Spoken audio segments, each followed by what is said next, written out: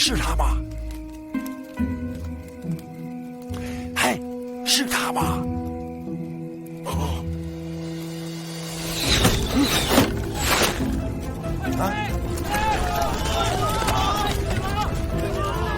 嘿，过来帮忙啊！哎，来了！哎，宋大人，快！快走啊！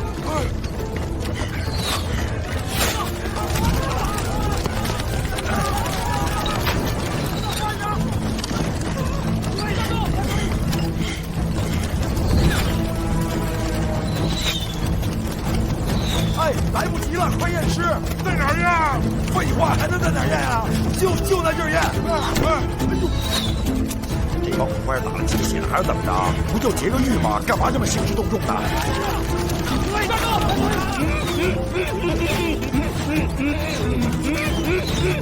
哎，你别动！老鲁，拉稳点！哎，好嘞。对不起了，知县大人，小人刚到长清，惊扰了您的美梦。如果有什么冒犯之处，一并算在那个大队头上。活人会说谎话，可死人不会。他到底是不是他杀的，咱们一验便知。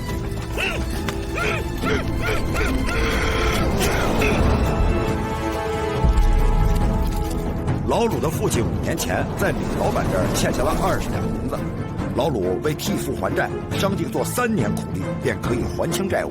如今已经做了5年苦力，李老板仍以利息为由拒不清债。3日前，老鲁到李老板的酒馆与他喝酒求情。哎，今夜喝的甚是开心，再喝就多了。回去睡了。哥哥，不都说好了吗？利滚利的事儿。再说，你就差10两啦。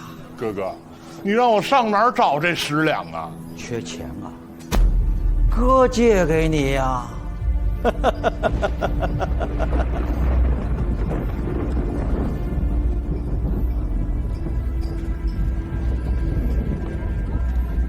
下雨了，我得走了。你妹妹等着我回去。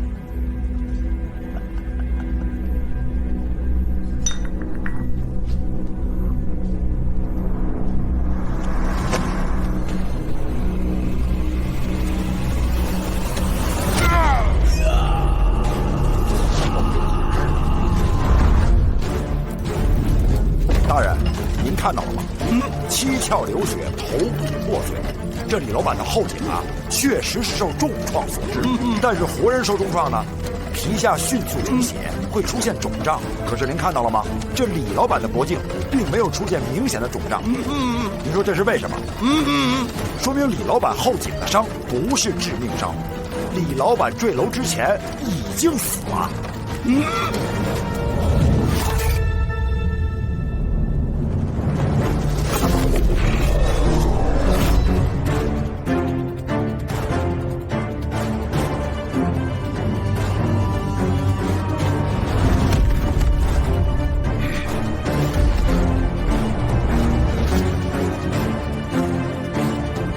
我就说嘛，人哪有这样的力气？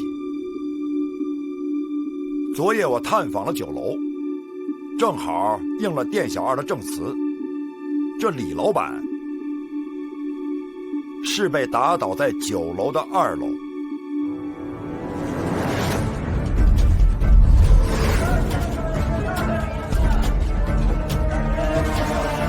那么真相来了。这李老板真正的死因其实是，哎呦！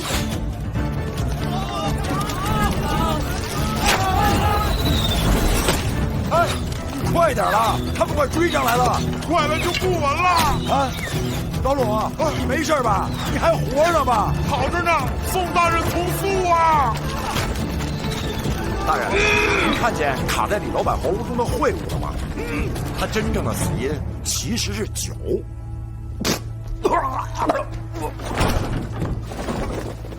开酒楼的老板死在了自己的酒里，这就是报应。大人，嫌犯是被冤枉的。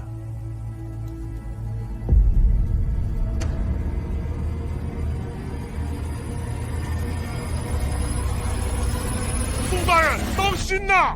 哎呦，哎！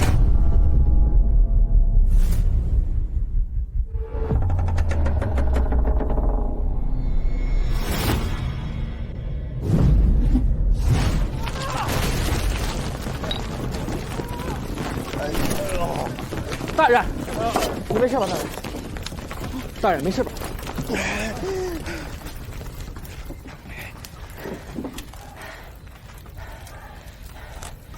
放人！什么啊？放人听不懂吗？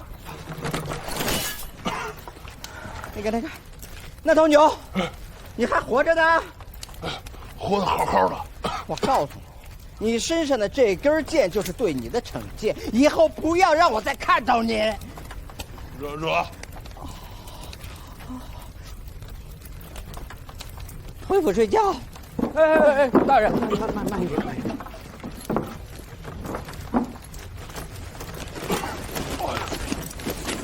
大人，这就放他走吧。啊，这可是奇耻大辱，奇耻大辱。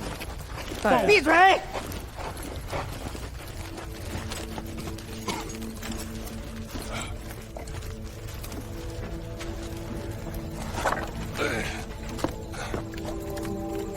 糯米衣服放置口中可验毒，颜色变深发黑发紫，说明这李老板是中毒而亡了。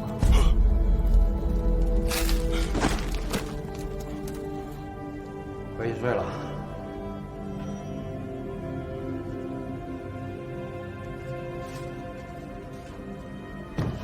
哥哥。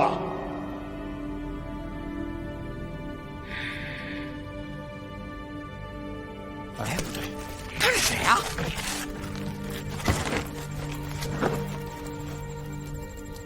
哎，那个大长脸，你叫什么名字啊？既然公道得不到伸张，就让真相石沉大海。望你今后在世上做一个善良之人，别让我失望。大人，小人宋慈来长清县讨碗饭吃，日后多有得罪，还请海涵。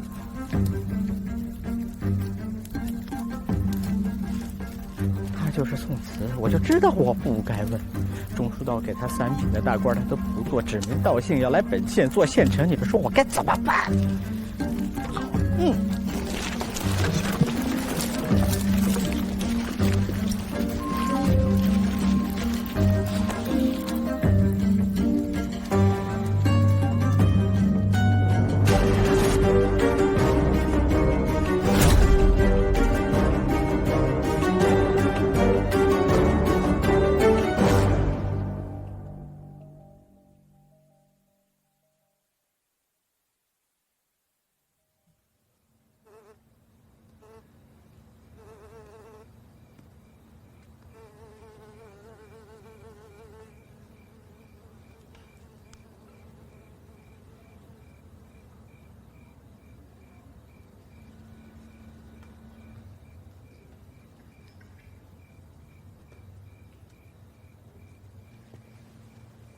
大人，吉时已到，哎，快开始吧。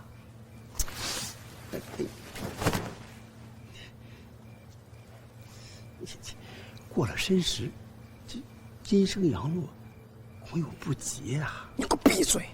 不急也等，不吉也等，但是很急呀。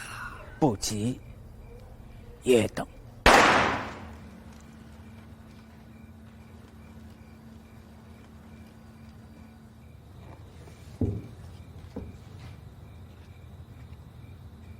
哎，走。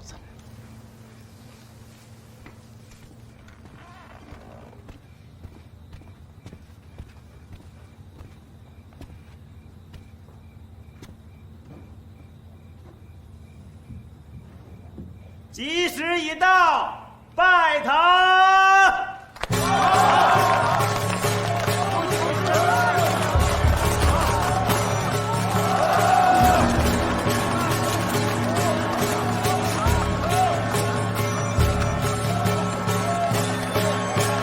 总算见到宋大人了，小的名叫小宝。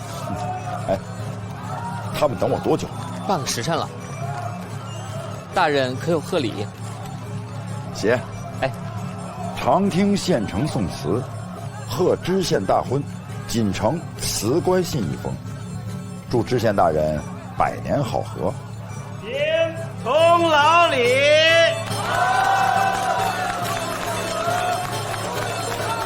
好端端的，为何要辞官啊？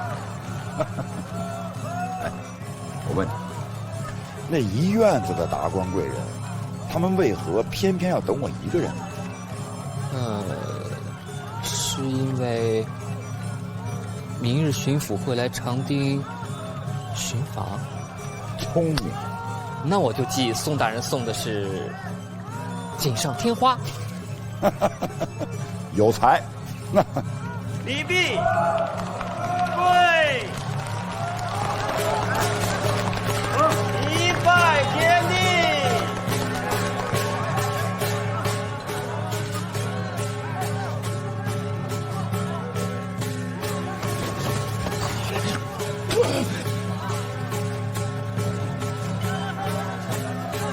一拜天地，二拜高祖。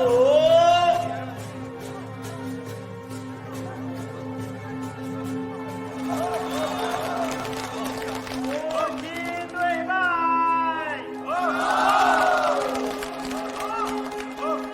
夫妻对拜。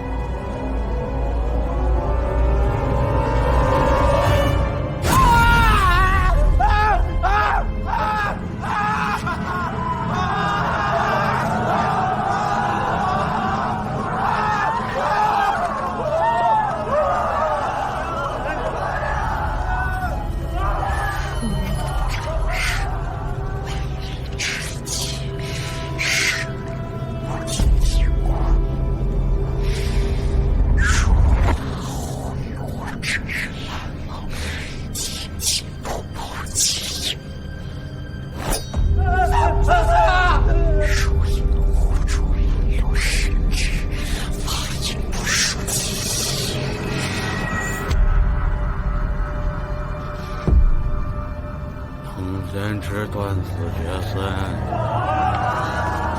从前睡不着觉。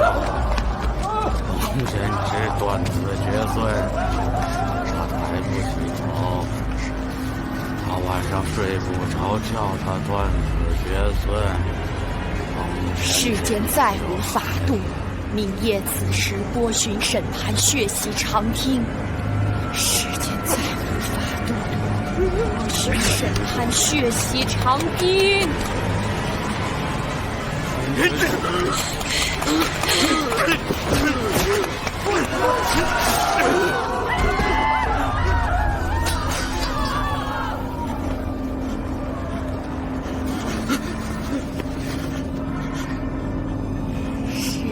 再无法度，明夜子时拨寻审判，血洗长汀。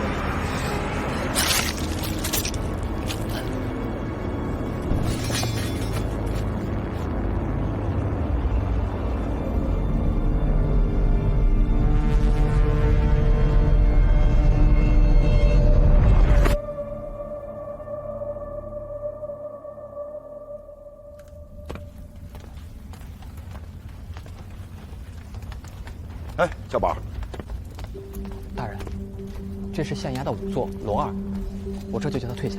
不用。此法是宋大人，胸口插入利器，心脏来长汀3年，一天柴也不当的宋慈。死前面色铁青，步行诡异，嘴部溃烂，怕是中了毒了。你可知这银针验毒并不稳妥？银针只验砒霜，所以才用这稻米。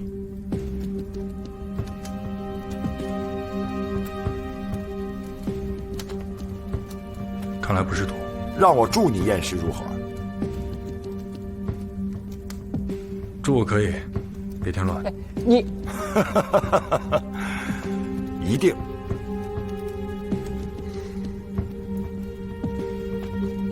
走吧，兄弟们。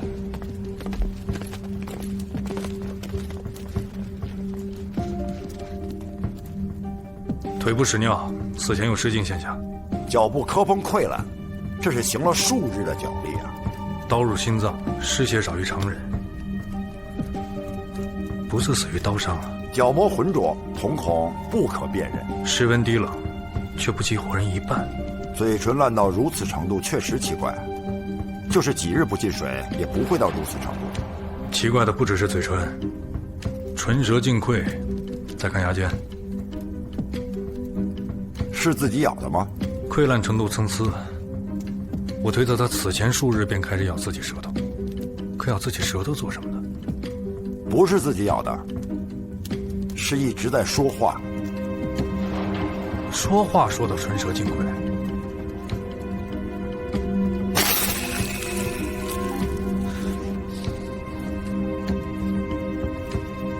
浊气充足，冲体而出。他真的是刚死吗？按压尸斑，并未褪色。他3日前就死了。且死后3日，一直在不眠不休地说话。彭先知他就是个软货，彭先知他就是个软货，彭先知他就是个软货。如有长蛇为利之机，蛇烂尽其摧。这是个诅咒。诅咒？还会有3个人死。新娘子尸体呢？死亡时辰，申时1刻。死法：利器刺入下颚，失血过多了。死法没什么可验的，来帮我一下。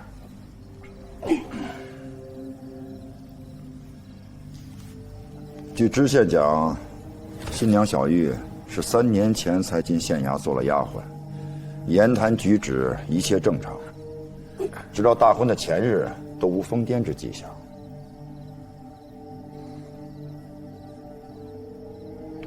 这是长期水银中毒的表现。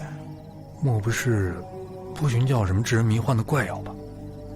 无论什么药，早就长期服用了。知县大人，这新娘小玉进县衙之前是做什么的？他现逃过来的难民，做什么的不知。你不知？两情相悦，相逢何必曾相识。我黄世达发妻走得早，原本想为大宋江山赶脑涂地，不愿再去。然以小玉真心相爱。看来大人并不知道，自己这未过门的媳妇儿是波旬教徒啊！我不知道啊。波旬乃前朝邪教，消失20年了，现如今为何会在你的县里出现呀？长亭乃是边陲小县，西临吐蕃啊，有波旬残党，意料之中啊。知县大人，倘若民生安乐，百姓会去信邪教吗？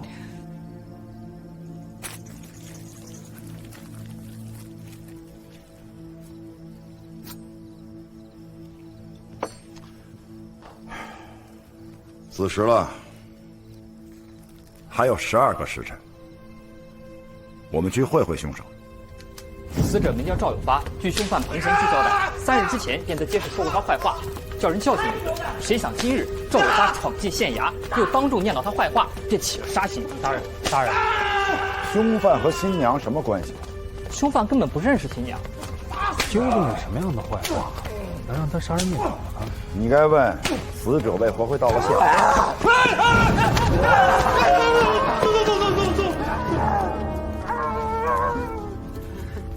不起。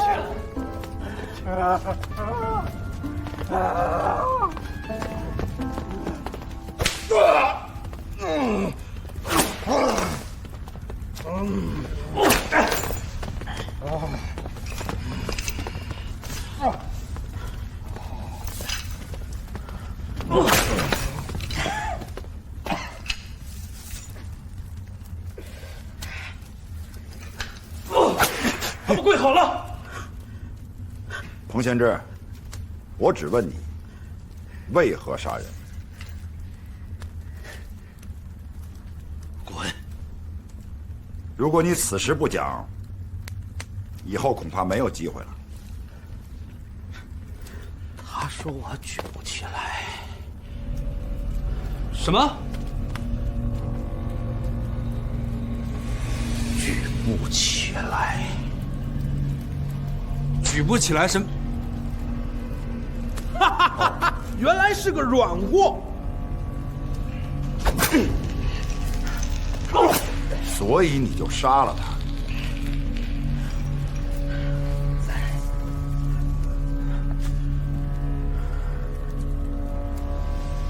不该吗？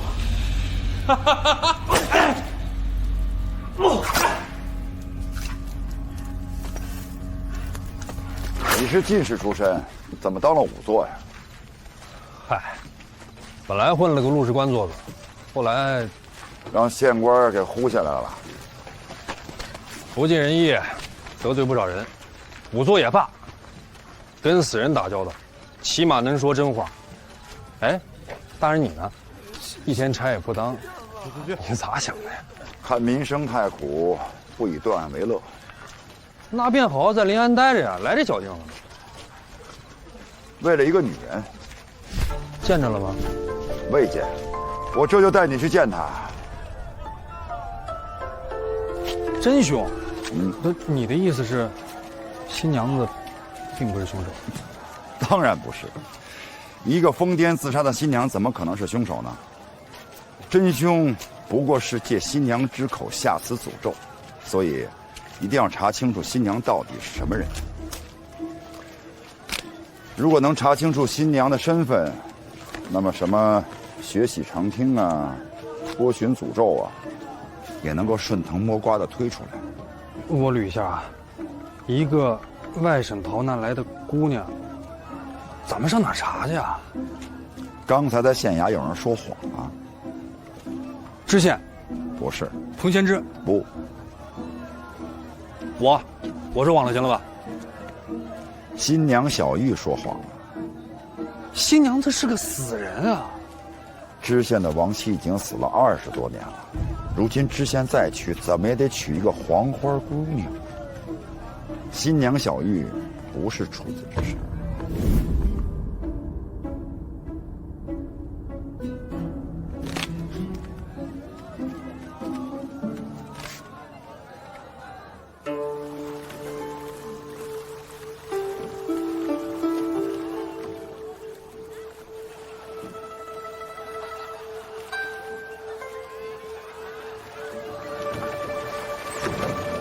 那我们怎么查呀？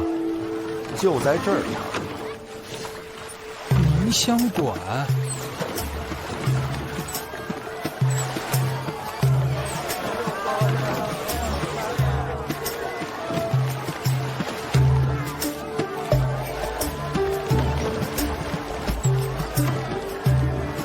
新娘小玉不是处子之身，那这意味着什么呀？我怀疑他根本就不是外省逃难来的。那他是谁啊？我们到了。哎，来了！要不我就不进去了。怎么，没来过？来肯定是来过。我看你就是没来过，快点。等会儿，牙掉了。啊？这好好的怎么牙还掉了？陈年就是掉的是假牙。看见了吗？我这个兄弟现在是满地找牙。走了。等我一下。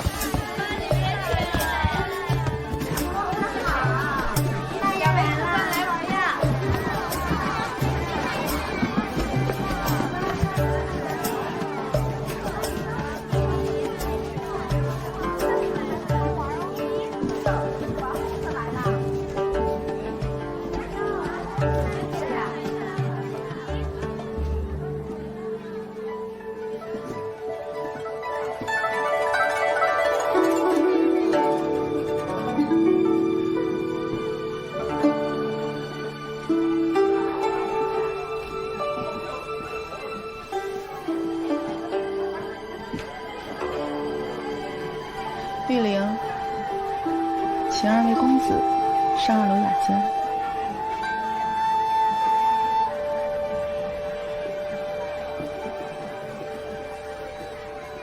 2位公子，请随我来。2位这边请。徒儿，闻到这宁香馆的香了吗？这可是远近闻名长清县的铁齿一家呀。客人们到别的青楼去呢，是为了寻姑娘，可是来宁香馆的客人，当然也是为了寻姑娘。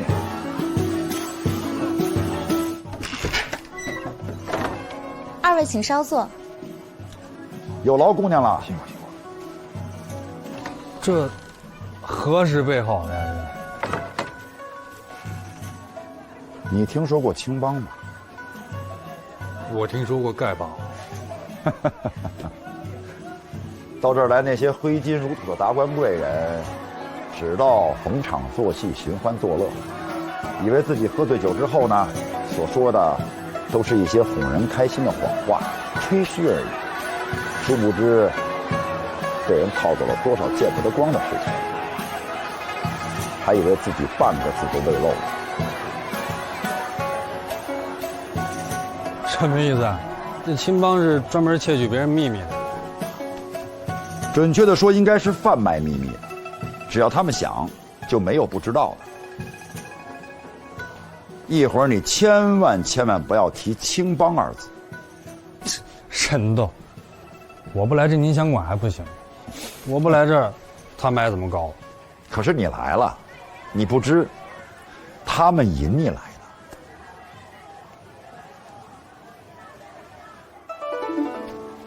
进来吧。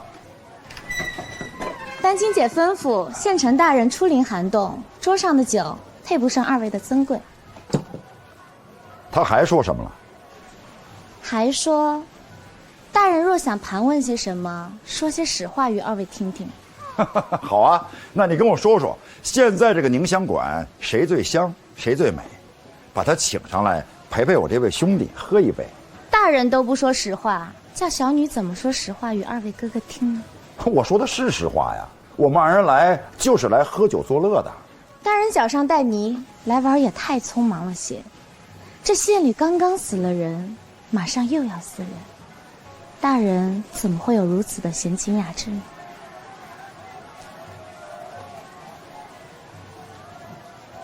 那你跟我说说，这接下来还要死几个人呢？要我说呀，还我是不是说的太多了呀？刚出的事儿你们就知道了。这一桌酒菜放在这儿，你们是不是早就知道我们要来啊？整个长汀县，我只有3件事情吃不准：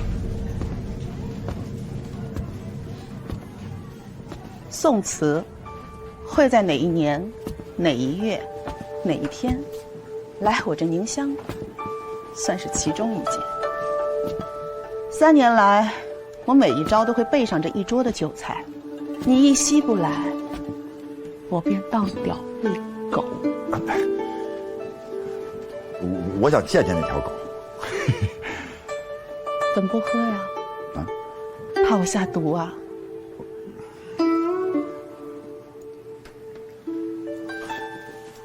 哎，哎呦，哎呦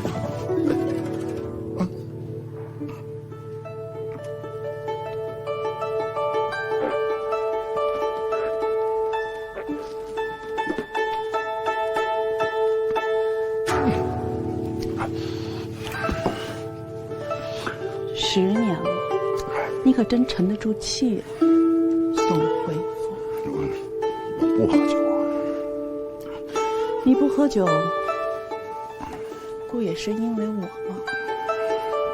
是戴罪之身，即便世人不知，我也不能离你太近了。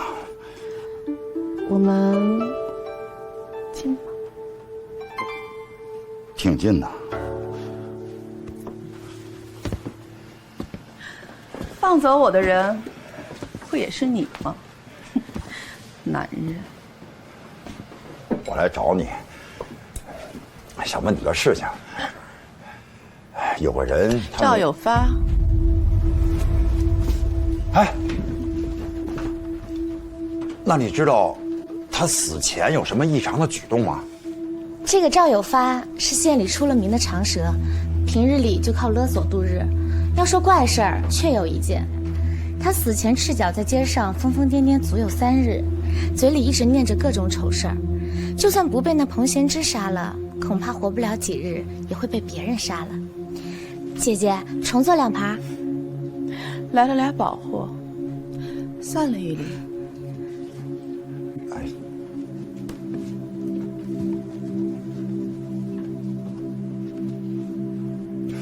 丹青，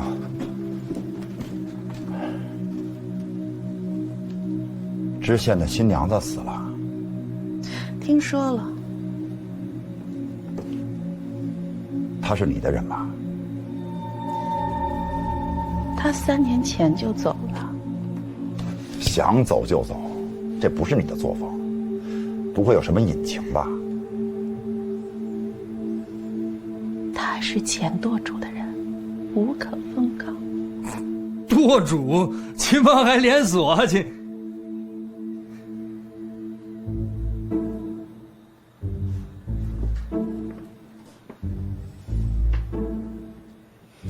你别走呀，坐过来呀。你想不想知道皇上昨晚临幸了哪个妃子啊？谁啊？你得花钱呢。那之前说的就不用给钱了。不花钱？谁说的？那你这解药谁给？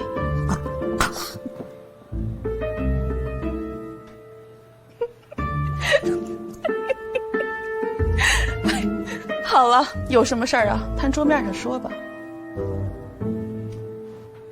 丹青，助我查这个案子吧。才死了3个人而已，每天晚上从我这后院抬出去的都不止这些。我有什么必要帮你？有必要。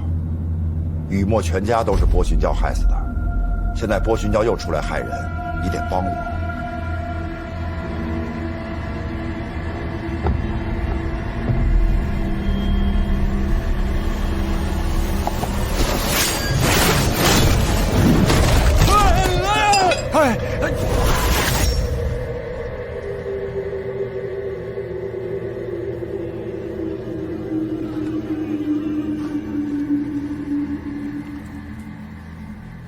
不配提他的名字。我送他来跟你习武10年，我知道你们俩的感情很深。对不起。我是雨墨，非亲生。提一句对不起就了了。我来长亭3年不敢见你，就是因为雨墨的死，我有责任。我不问政事，也是因为我见到了太多和雨墨类似的事情。但是现在，害死雨墨一家的波勋又出来害人，我不能不管啊。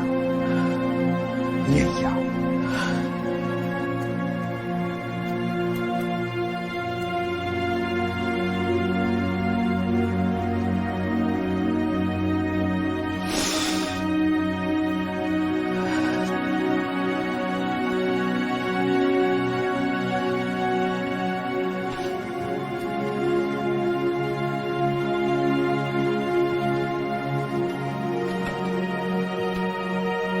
我们不跟朝廷合作。这长汀乃边陲重镇，吐蕃压境近10年，虎视眈眈我大宋。我想你们青帮早已归顺朝廷，攻于外敌了吧？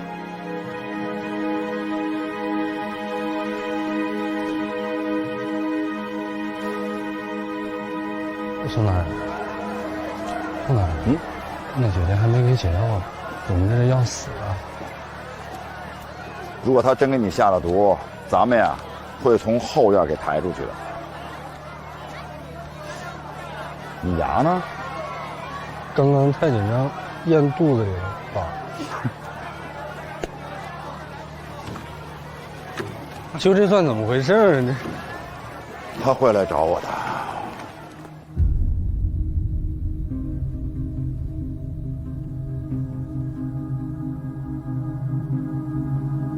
害死莫一家的不许又出来害人，我不能不管。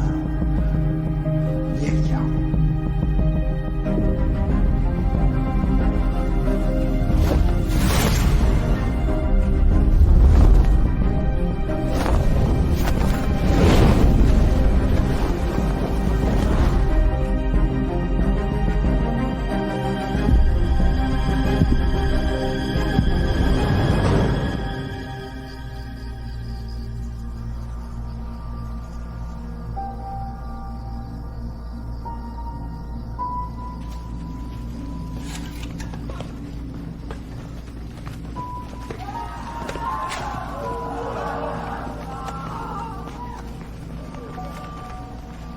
怎么了？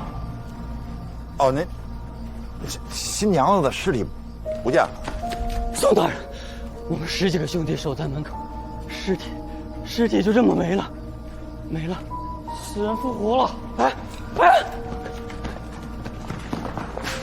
难道新娘小玉根本就没有死？不可能，咱们俩一块儿给新娘小玉验的尸，不可能没死。他叫梳头啊，这是他留下来的花名册。里面记录着3年以来他接待过的所有客人。他曾经是我这里的歌姬，3年前他失踪了。这都是他自己写的吗？对，除了伟业的批注。私通彭员外，出逃后因流产被休。常听有多少姓彭的员外？那多了去了，彭守才、彭弘毅、彭贤之。坏了，彭先知就是下一个要死的人。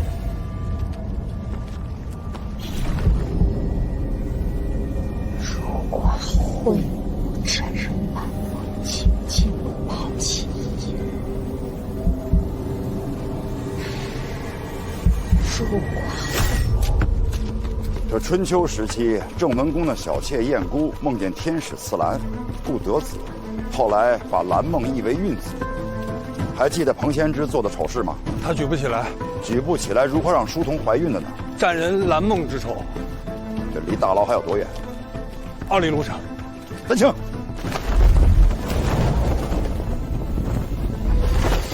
怎么就这几个人？宋大人，牢狱为何如此不成体统？宋大人，怎么不成体统？彭先知还活着。哎，你谁呀？啥时候进来的？活着好着呢。中午他家人还给他送了吃的。家人？什么家人？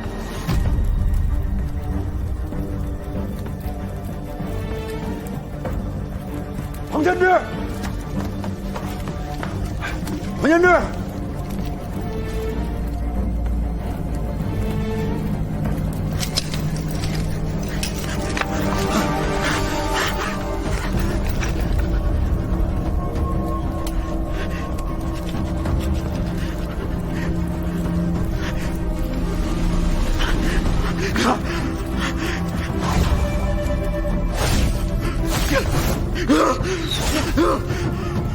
来了，钥匙呢？在这呢。赶紧的，把牢门打开。哥，对，大清，随我去会会这厮，看看他是人是鬼。有。我呢？带着彭先知赶紧离开。好。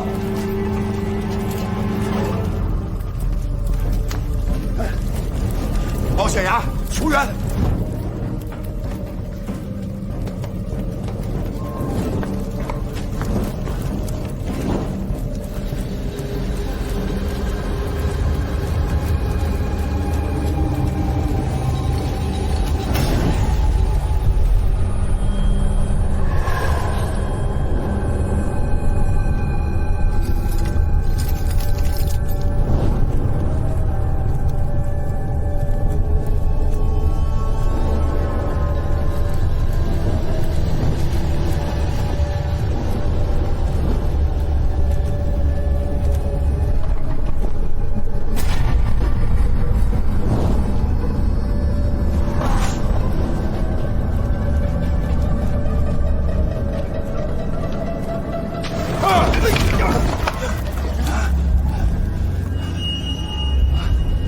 大人，孙大人，手下！嘿，嘿。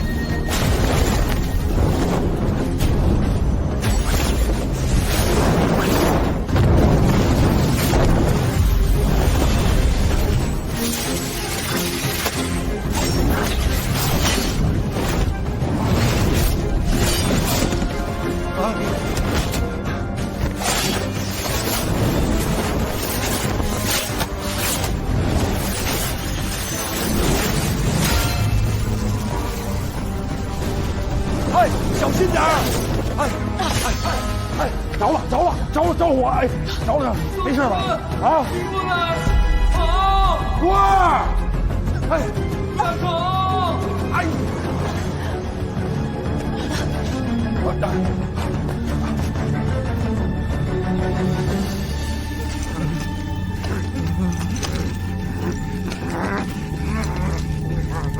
罗儿，别傻站着！嘿！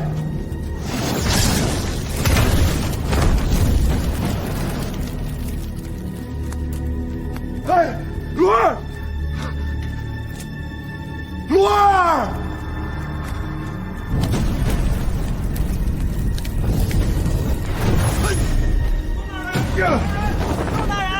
宋大人，你没事吧？彭先知，哎，彭先知，彭先知，让开！哎呀！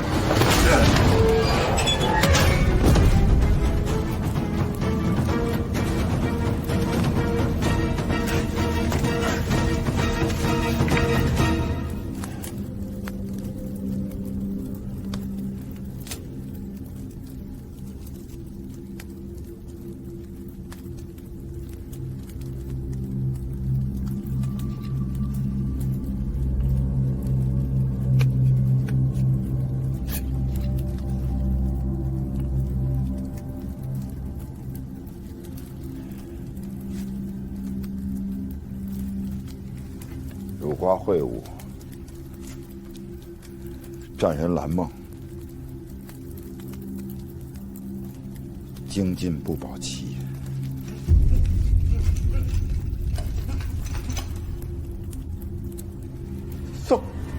宋大人，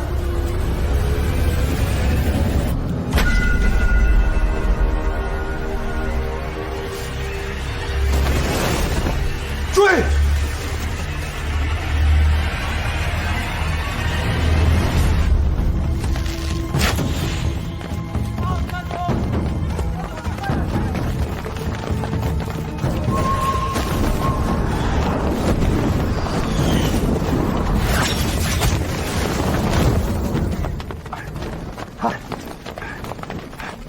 让开，让开！啊！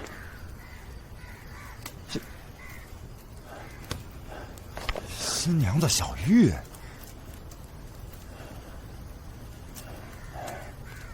死了，是刚死的吗？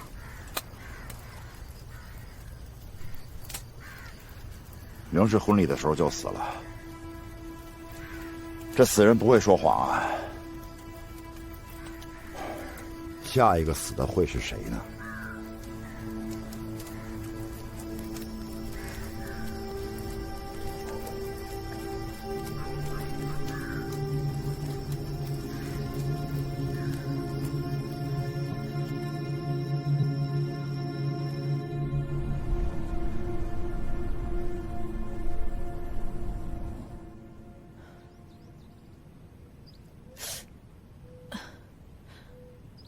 愣着干嘛？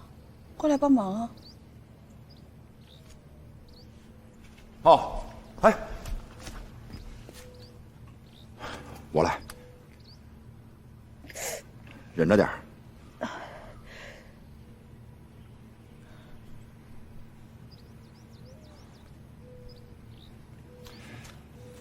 哎，那昨天晚上你闻到一股香气了吗？在牢房？没有。在饭菜里边，有一股多种草药熬制而成的药香。什么意思？中毒。来，彭先知的死，让我对这百思不得其解的作案手法有了新的推进。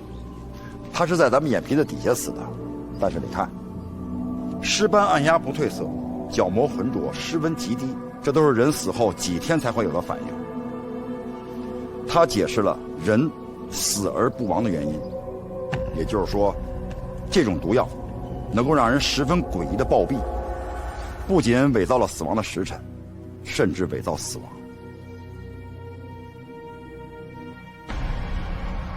这凶手伪造了死者的死亡时辰，赵有发肯定是昨夜就死了，只不过毒药让他的体表发生了变化，让我们误以为他3天前就死了。可书童死后消失杀人，又该如何解释呢？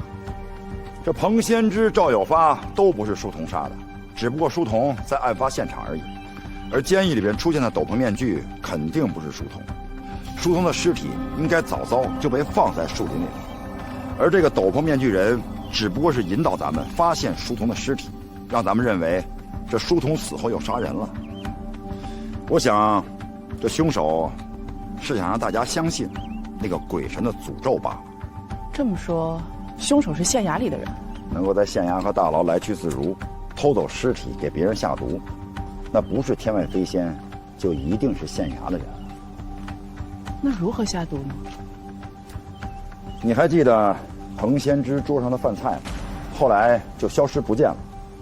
能在众目睽睽之下把新娘尸体偷走，给人下个毒，应该不是什么难事。你应该问，下的是什么毒？下的是什么毒？我怎么知道？走，您慢着点，小心门槛。哎，走走走，里面请，里面请，请。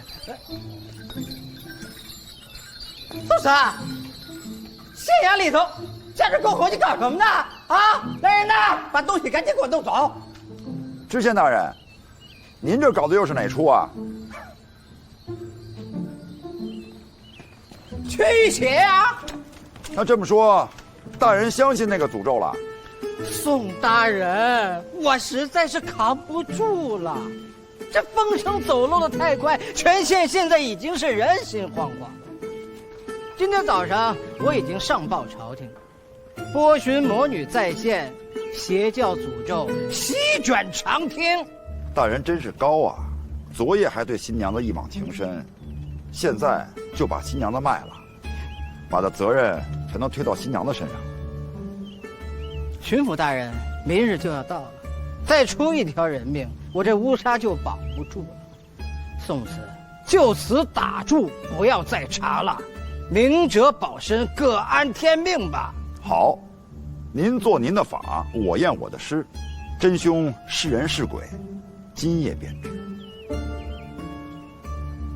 还愣着干什么？不知啊！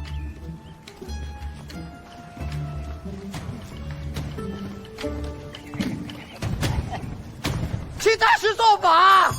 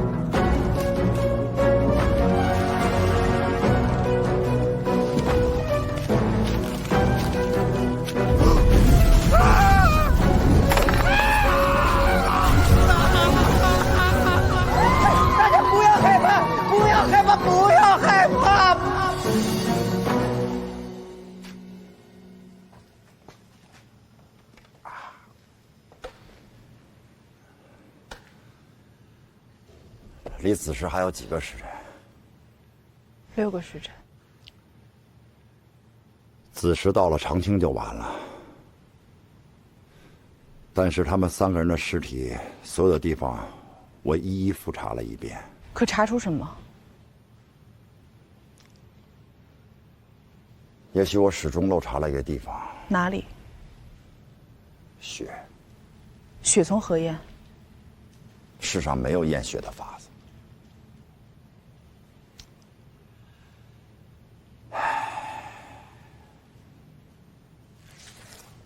无法可验。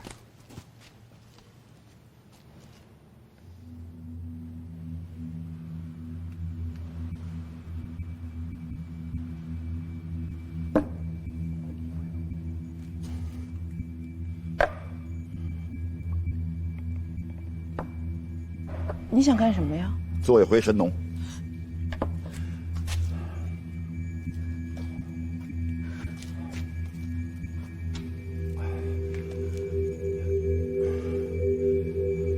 拿铁链来！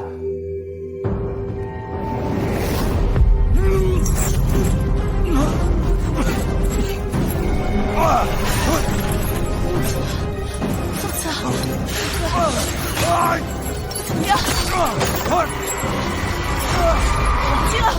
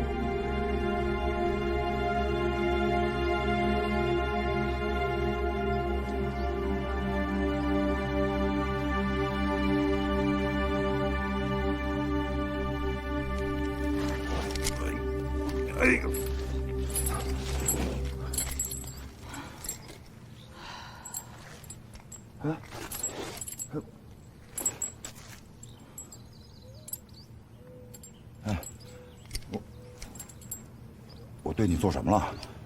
啊？该做的都做了。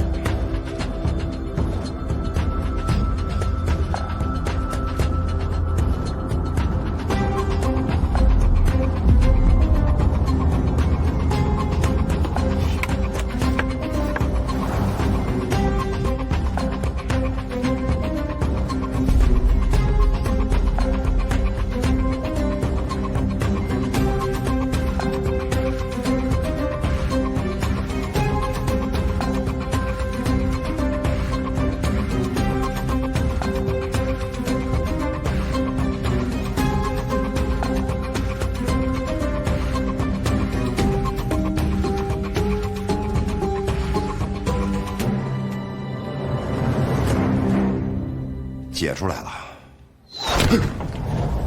别慌，我的人。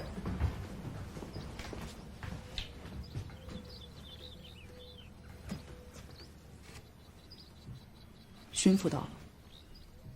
走。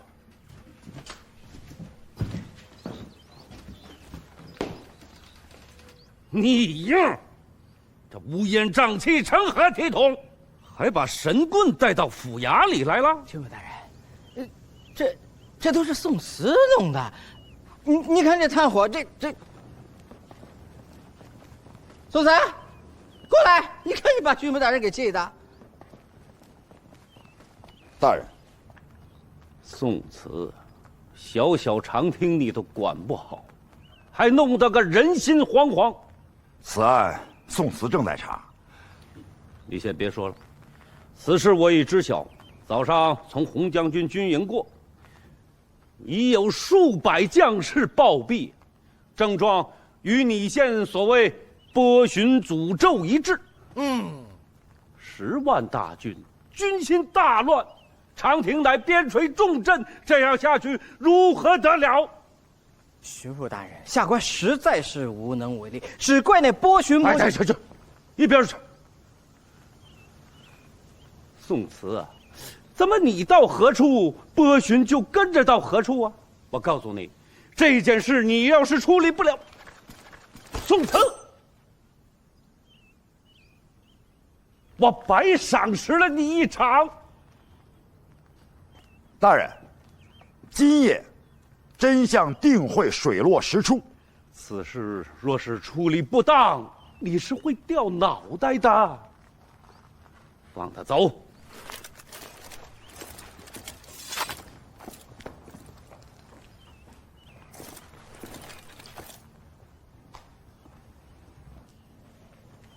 您这就放他走了？看他把您气的。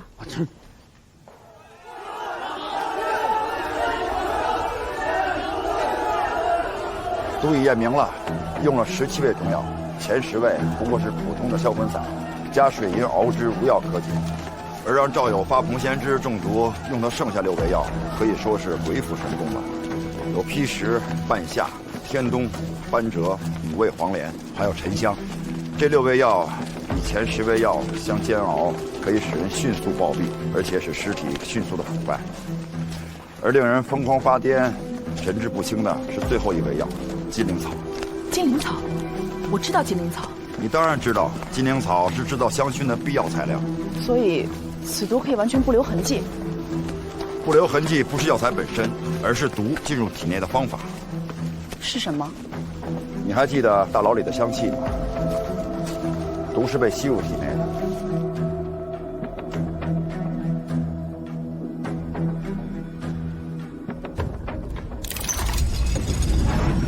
请。玉玲，把近3年关于波旬的案子都找出来。已经准备好了。哎，你一直在调查波旬呐？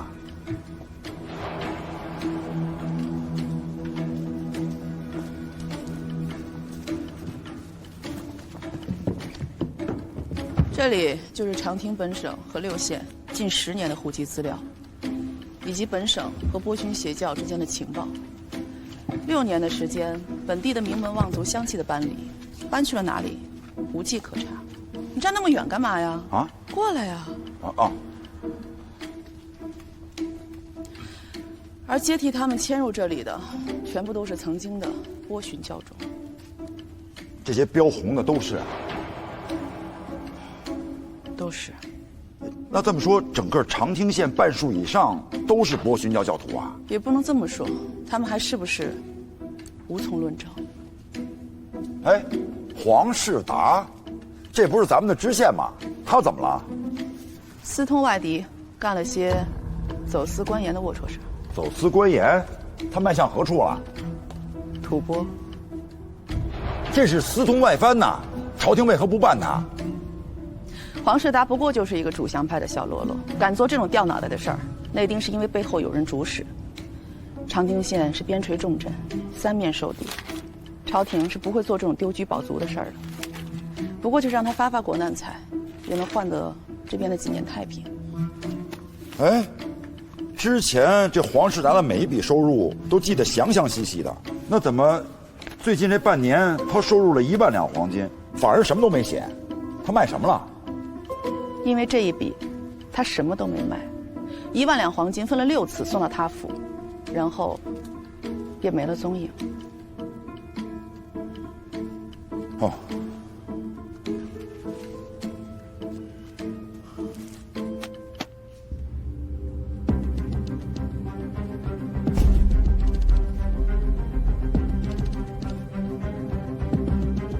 波旬乃前朝邪教，消失20年了。为何会在你的县里出现呀？死人复活了，中午他家人还给他送我吃的。那不是天外飞仙，就一定是县衙的人。小心呐！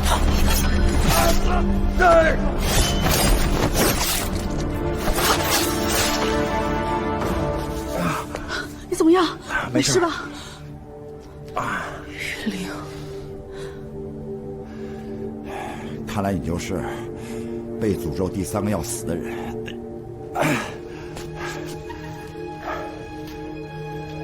拦路者，如也无主拦路神旨，我也无数提醒。不好啊！有毒气！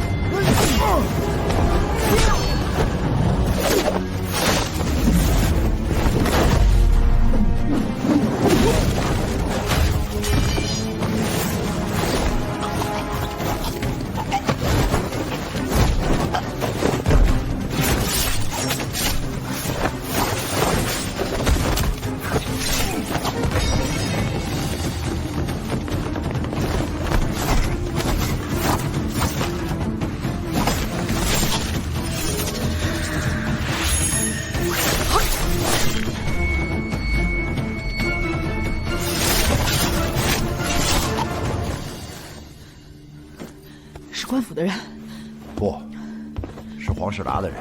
有什么区别吗？有区别。速去县衙，巡抚有危险。哎，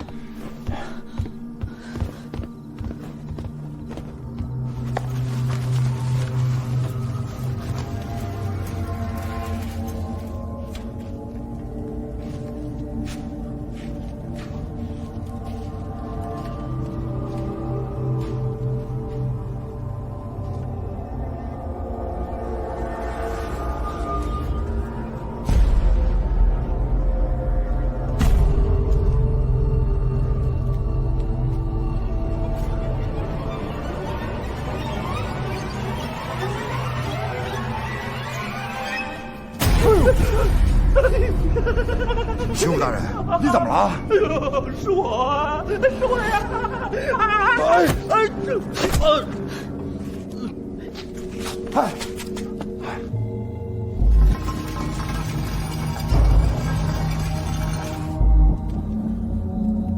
是你说的毒吗？只不过是普通的迷魂散，但是恐怕他再也醒不过来了。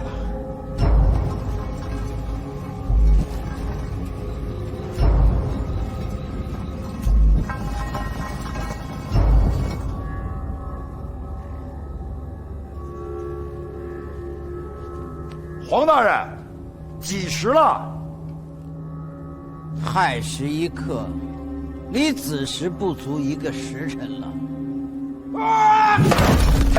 宋慈在子时之前把案子破了。大人想听听？听。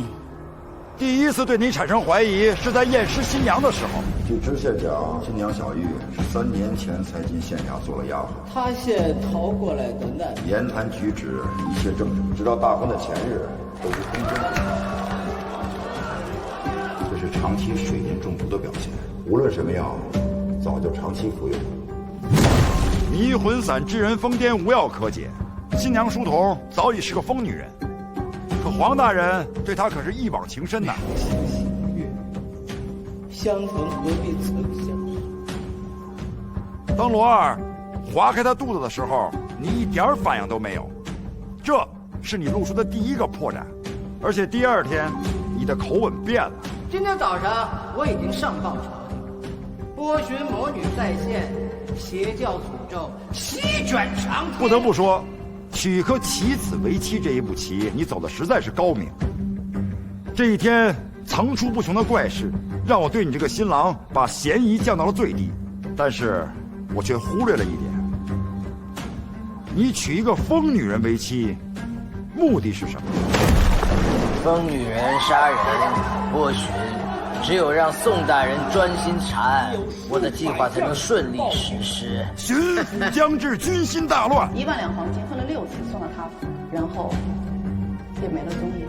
你结婚的时机为何如此之巧啊？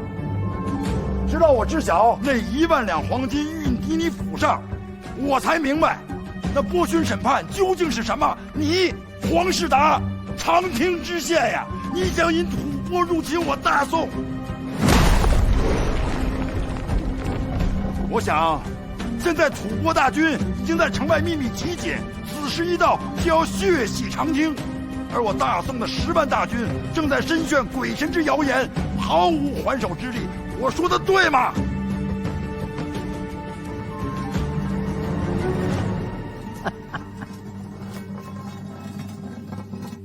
没想到一场婚礼，10几位要引，便让一个王朝就此沦陷。这买卖，我1万两黄金拿得安心。有命拿你有命花嘛！你所犯之罪，依大宋法，全尸都不保啊！大宋都没了，大宋的法又能将我怎样呢？即便大宋没了，我还在呢。我定依大宋法将你法办。宋慈，鲲鹏展翅9万里，那又能怎样呢？你我还是棋子儿啊，各安其命吧。我做完我该做的，剩下的就是他们的事儿了。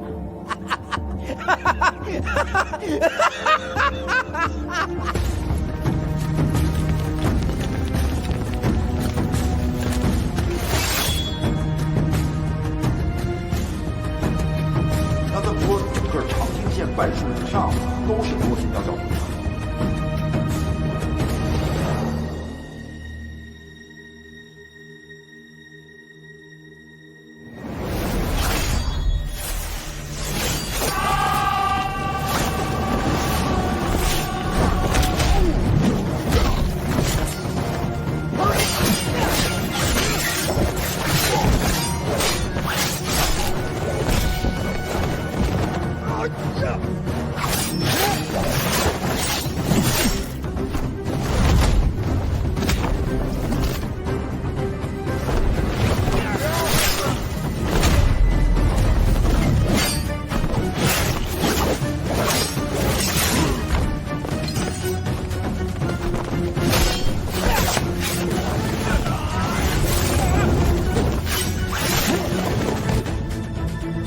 躲起来！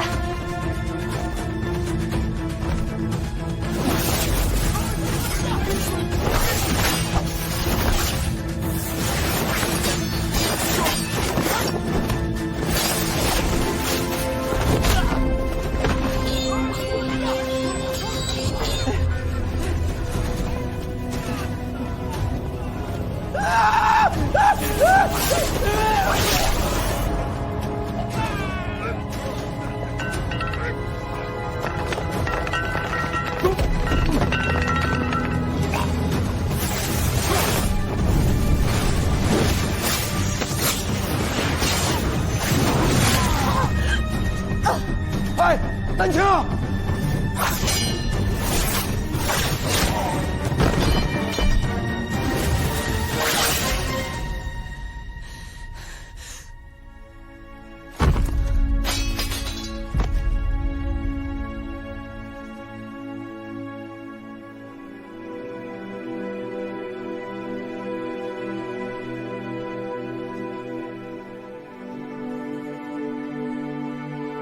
丹青，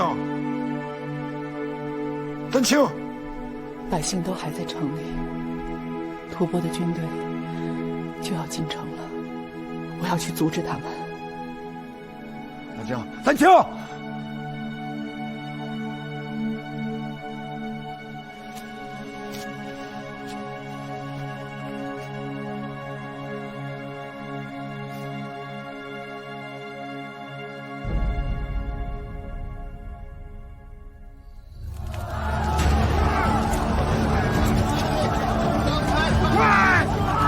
快住手！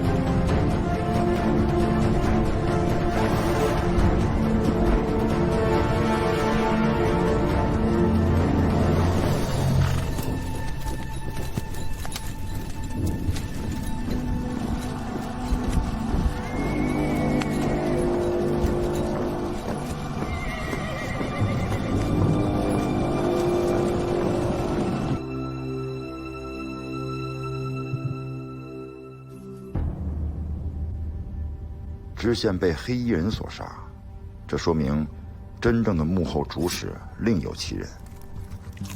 我到底遗漏了什么？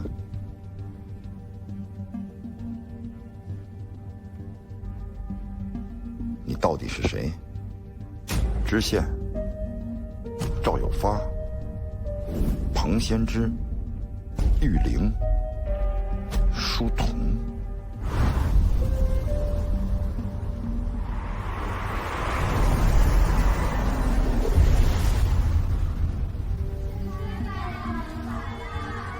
知县大人，各位大人大驾光临，有失远迎。今夜明香馆专门为您清了场，只招待各位大人。你们看多懂事儿啊！博学有声。大人里边请，招呼好各位大人，赶紧的跟上。好香好酒都准备着。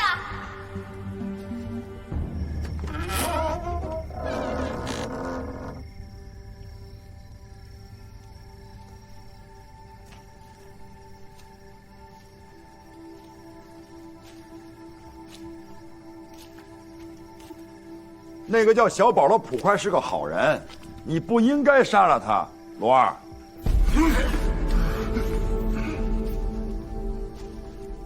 宋慈，别过来，跑！快跑！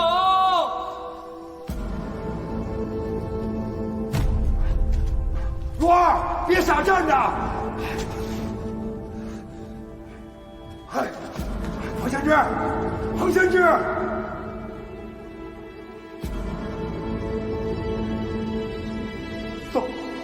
宋大人，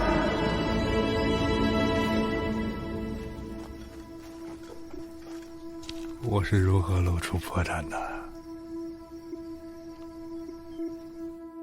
你的计划天衣无缝，却亏于一颗小小的牙齿上。你牙呢？刚才太紧张。咽肚子里了。复查新娘书童口中的汞线时，我发现他口中也有一颗打磨过的假牙。这与此案毫无关联的巧合，让我把你和新娘子联系在了一起。而在你的头颅被砍掉之后，面部虽然烧焦不能辨认，但嘴中的牙齿却是一颗不少的。这时我才想起，彭先知犯了占人蓝梦之罪，霸占了书童，可他没有能力让书童怀孕。那么孩子的父亲到底是谁呢？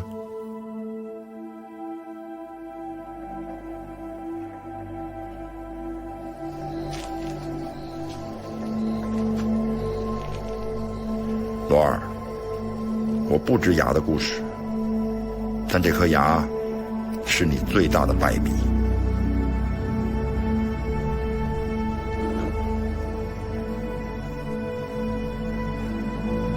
那是我此生最骄傲的作品。我不叫罗儿，我叫罗芳婷。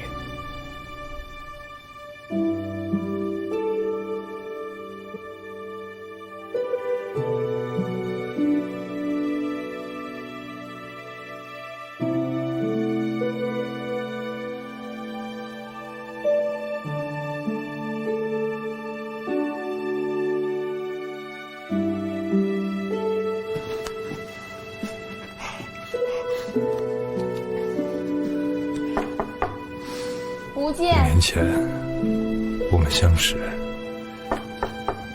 他虽然是青楼说了不见，我却对他一往情深。烦不烦？谁？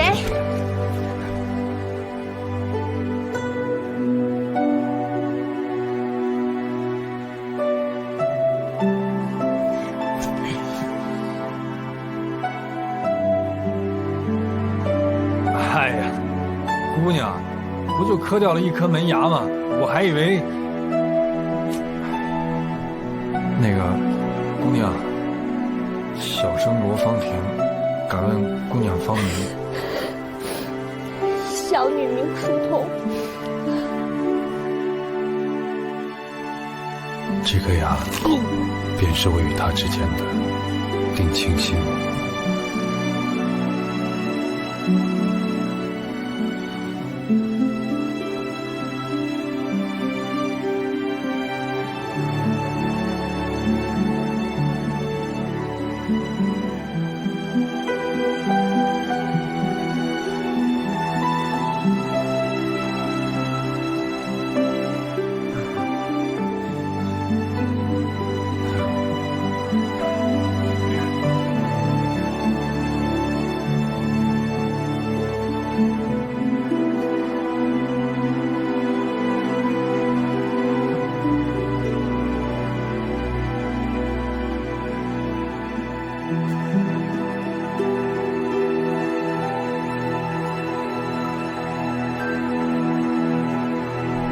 后来，书童离开了青帮，彭贤之罢了他做妾。嫂子娶进门6年，肚子没有动静，哥哥的难处弟弟我都懂。问题出在哥哥这儿吧？咋子？哥哥没妈了，哥哥往那儿看，儿子那不就来了吗？野种找不着爹的，都替你打听好了。你再看那个肚子，因他青帮身份，保准是个大儿子，不敢声张。哥哥家大业大的。于是我便禀报了知县，心想他能还我个公道。公道，终究抵不过彭贤之送给知县的50两银子。小产被休了，他被彭贤之为了迷魂散扔在街头，青帮到处在追杀他，我只能将他藏起来。也就是那个时候，他信上了不逊。省事都不带我出门，是怕我丢了公子的脸吧？你怎会如此想我？你要我如何想你啊？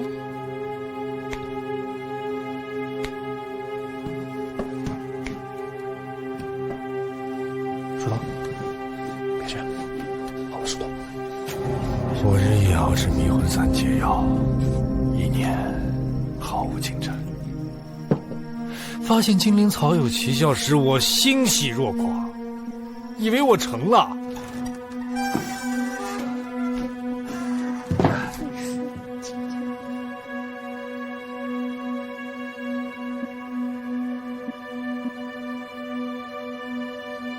世间再无法度，郭勋要来审判。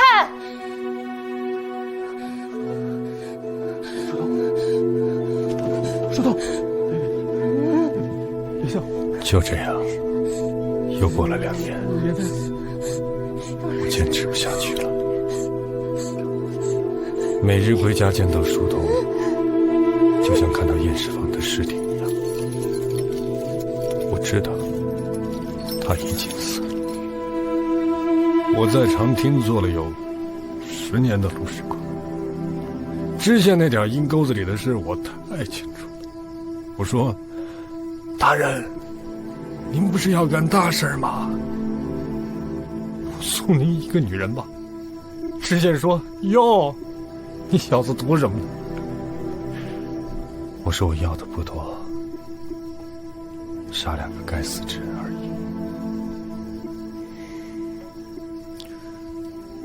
于是就有了一个惊天的阴谋，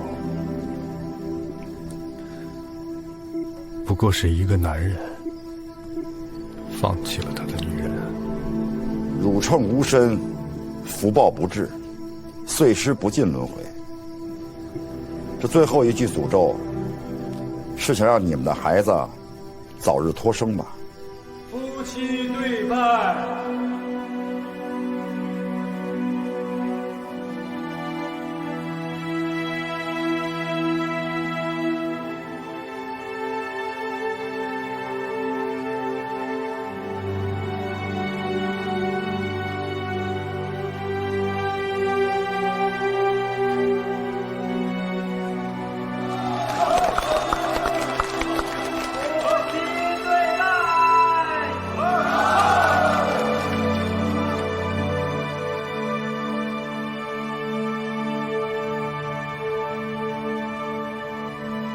那你知不知道，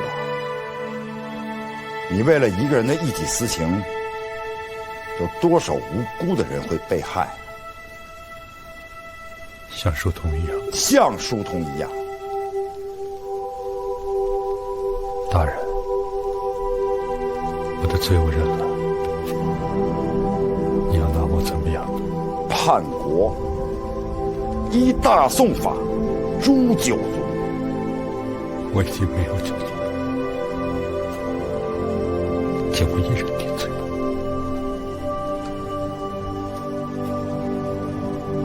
听闻大人一直在写一本专讲世间奇案的书，罗儿死后，你的书里会有我一页吗？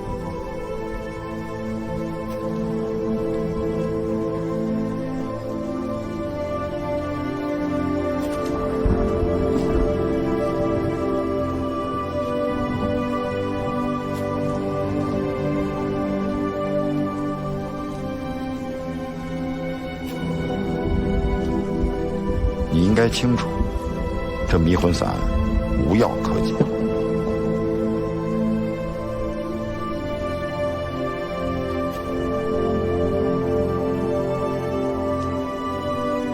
若真相石沉大海，中道将永远得不到伸张，世间万物为法可依。我也不知道该谢什么。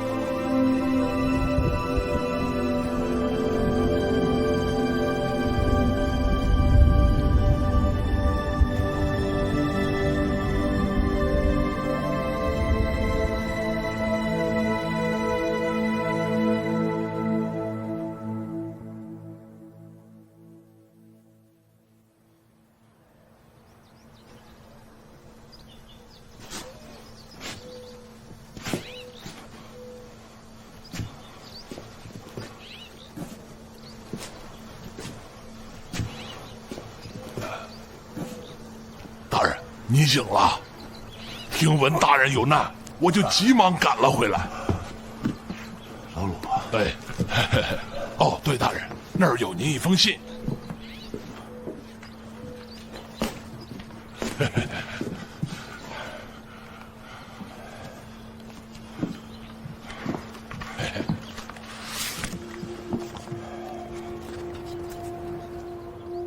会书奉系，如见故人。请承兄回复，能与兄共饮此生最后一杯酒，是方婷的荣幸。讽刺的是，迷魂散解药在方婷准备要做出这一切的时候制出来了。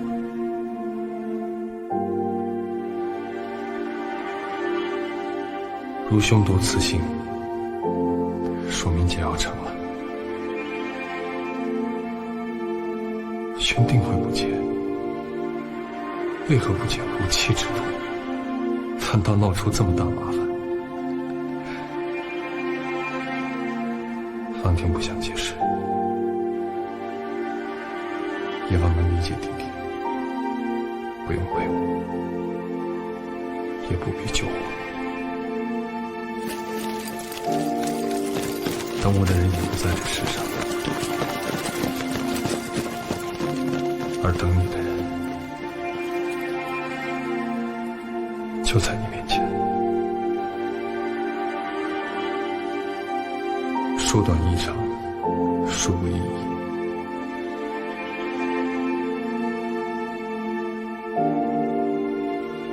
不宣，不喜，不惧，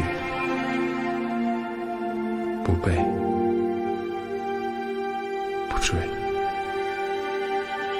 不念属地，自有方长。方婷，静气。赵有发，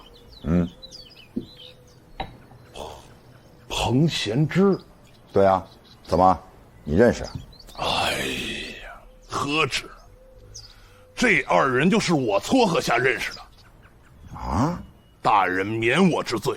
出城时，我便遇到了赵有发被土匪劫持。就下一问，这赵有发与人发生口舌，被人寻仇，我就把他带回了长汀，就在这宁乡馆。那一桌，我将其介绍给了我的老东家彭贤之，谁知这二人在酒桌上说起了霸占女人的勾当，我气不过，我上去给了赵有发一拳。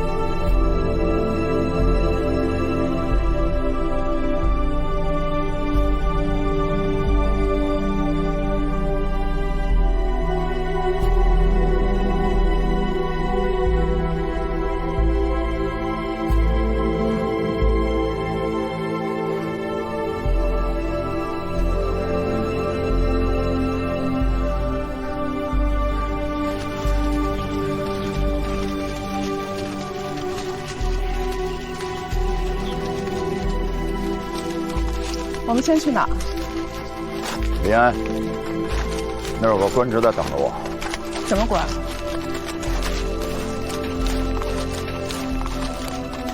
提醒。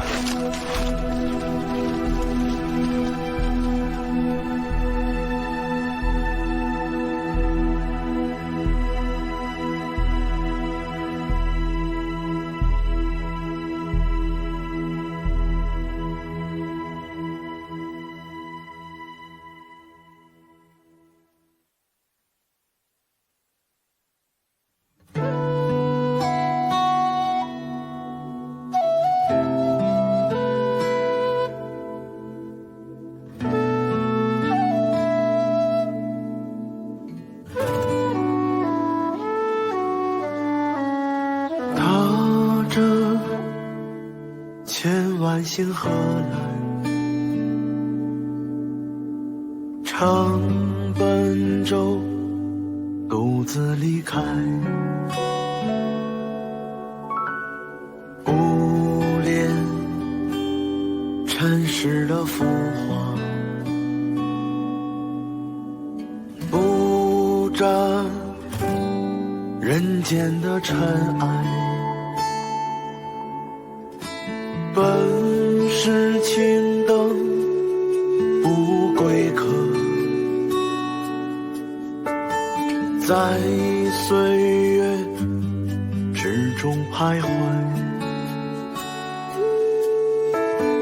落红满地门不开，却也是人生告白。或许等待，或许无奈，不悲不喜，依旧情怀。岁月静好，时光微扬。你若安好，清风自来。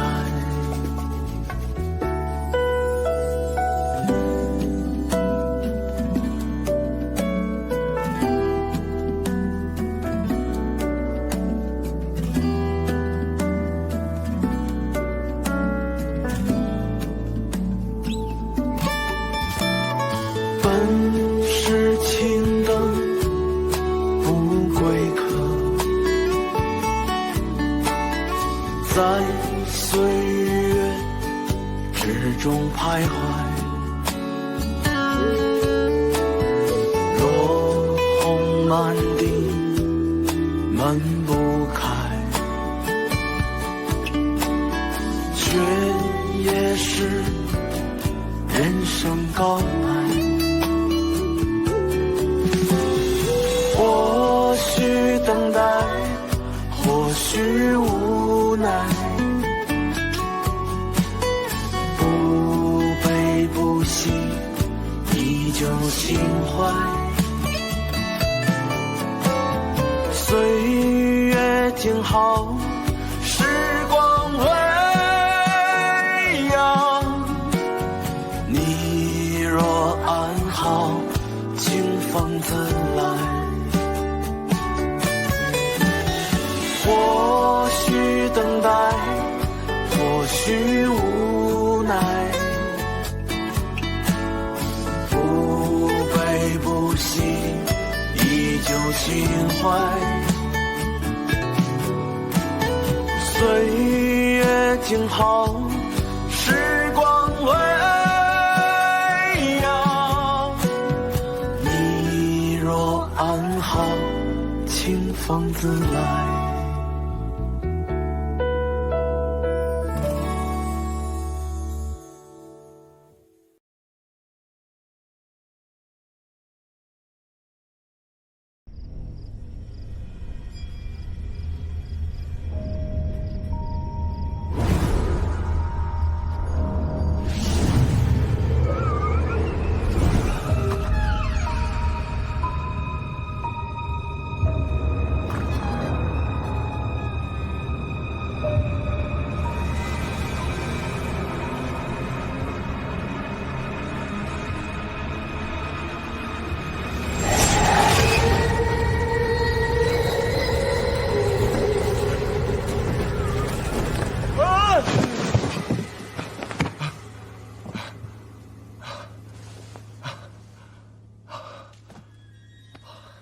来人，来人！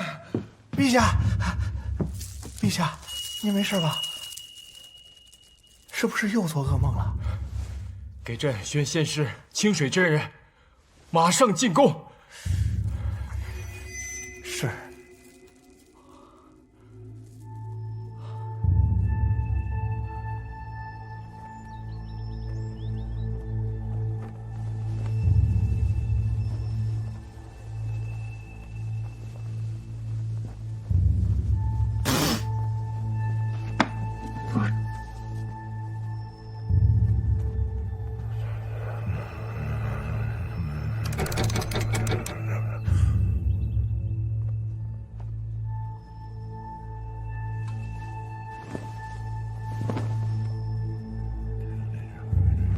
先师曾经为朕调养身体甚好，1年前先师的预言也成真了。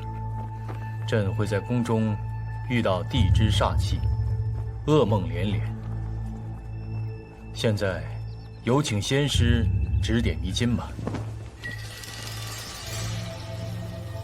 陛下，皇宫确有凶煞之气。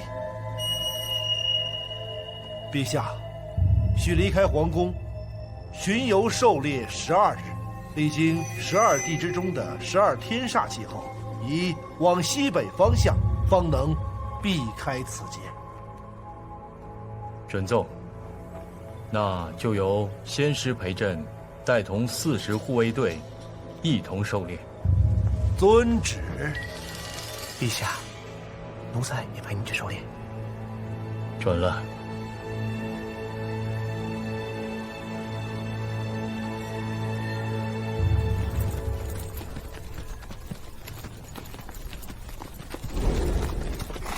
停。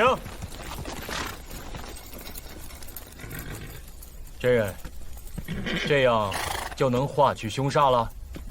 陛下，无量无量。所谓亢龙则兀，此次狩猎以血气冲去煞气，成果定然非凡。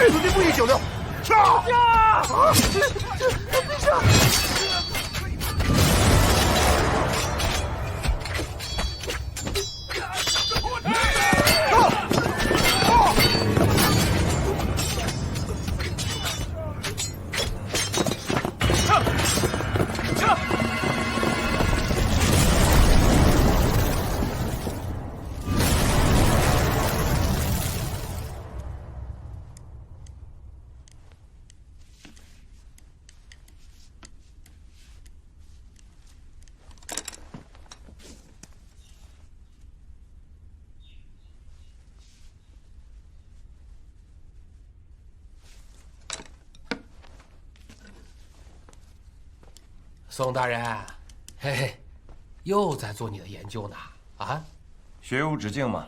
宋某现在是一介草民，称不得大人了啊。你呀，你可算了吧你啊！哎，你见过哪一个草民随身携带着预测金牌的呀？啊？不过宋某现在并无官职在身呢，倒是明德兄身为建宁县的县令，当称为王大人。罢了罢了，我说不过你。待过几日，我那云海外甥归来，我看你如何应对。你外甥那可是我嫡传弟子啊。再是你嫡传弟子，那也是我外甥，我看他像着谁？哎，我听说呀，云海已经升至朝奉大夫了。云海少做大官，非善事也。哎，宋兄，你这此话何意啊？你官至提刑之时，不也才是及冠之年吗？不可同言呐。哎，那不证明你这师傅教的好吗？这话说得好啊！你倒真不谦虚啊你！哎呀，你这整天研究这些东西，都研究出什么门道来了啊？哎，我看你对这人骨好像很感兴趣啊，要不你来研究，我来做记录。不是，算了，我怕我老看着他晚上做噩梦。这样，你研究吧，我告退了。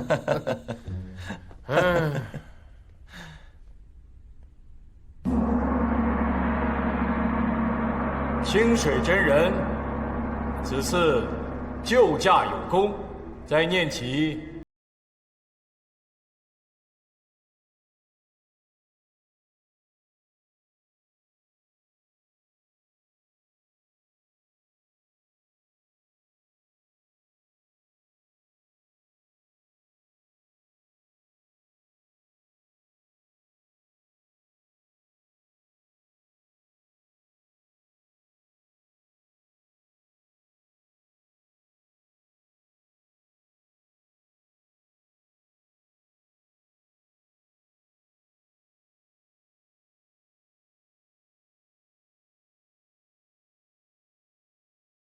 可以有些变化吗？报，张春仲求见。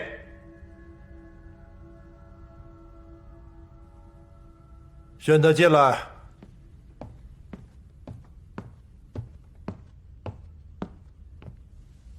陛下，国师，您交代的事情都已经办完了。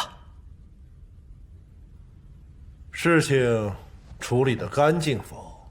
当然干净了，天知，地知，我知。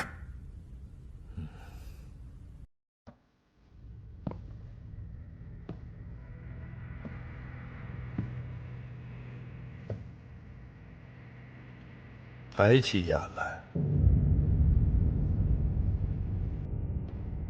果真？当然。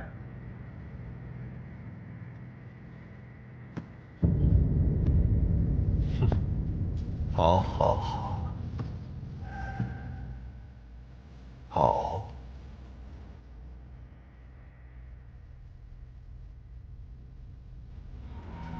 那他身上的信物呢？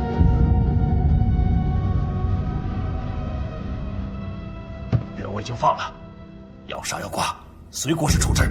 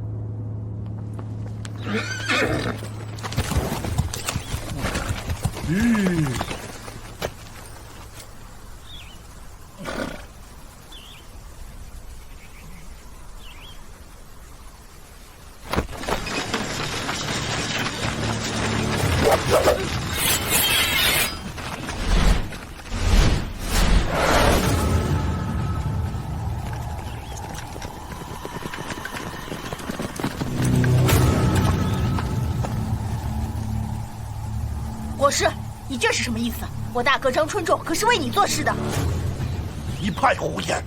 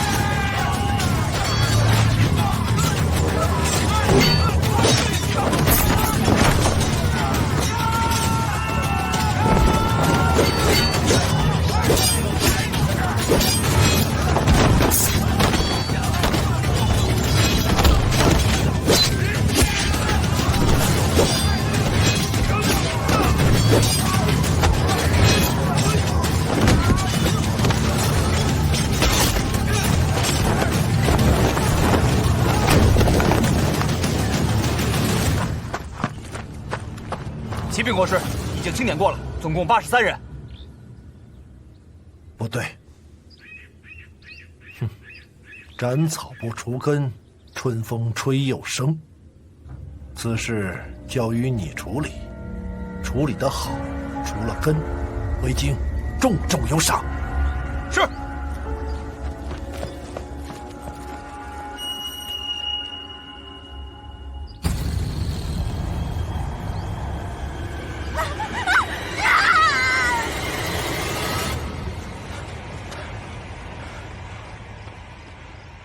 进去看看。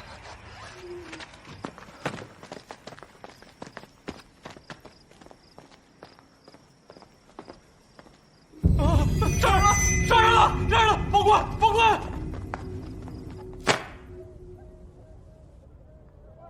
大人，这是在范家的院墙角落发现的。哼，匪清，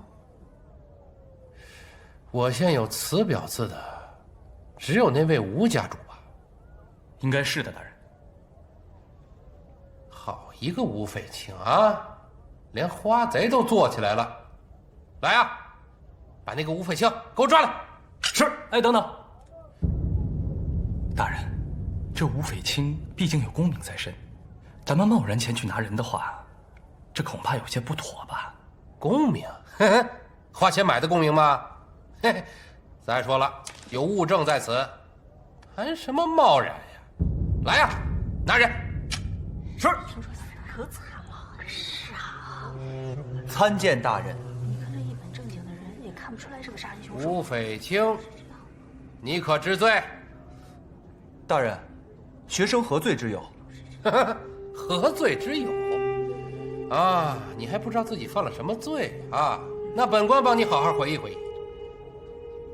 城东范小山之妻貌美如花，你见之便心生歹意，而后趁范小山出门做生意之际，你深夜潜入范家，欲对范妻图谋不轨。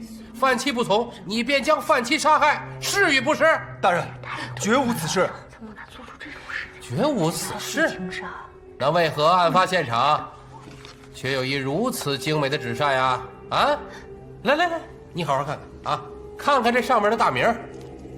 我建宁县能写的一手好书的本就不多，表字匪清的更是只有你一个。大人，这根本不可能。小人爱妻，坊间皆有耳闻。这范妻，学生是见过2、3回，也确称其美貌，但是学生不至于做出这等有辱斯文之事啊！啊呸！你还知道有辱斯文啊？看来不给你用点刑，你是不招啊！来呀，给我上刑，大刑伺候。大人，大人，且慢。就是真的是什么苦头啊！哎，王大人，宋某失礼了。宋兄，你怎么来了？请让宋某看看这把纸扇。我明白了，宋兄啊，是不是看本官断案你心痒痒了？嘿嘿嘿嘿，可惜啊，你来晚了。这个案子已经是铁板钉钉了。王大人，仅凭这把纸扇就断定那吴匪清是杀人凶手了？这还不够吗？当然不够了，明德兄，你就这么断案呢？本官断杀人案，那不也是第一次吗？这百姓可都看着呢啊！你可别当着他们的面说我对不对啊？当然不对了，你不能光凭一把纸扇断定人生死啊！万一这里边有人栽赃陷害，怎么办？明德兄，你可得记住，这人命可是大于天的。那可是也没有别人了呀！哎呀，会不会是那个报案的村民贼喊捉贼啊？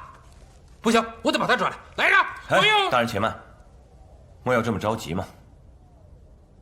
这样吧，你给宋某3日时间，宋某定断此案。好，那本官就给宋兄这个面子啊，以3日为限。若3日之后你还拿不出证据，那本官只能定案了。多谢王大人。好，来呀！将吴北兴革去功名，押入大牢。大人，本官不会冤枉一个好人，也不会错放一个坏人。左右，对打。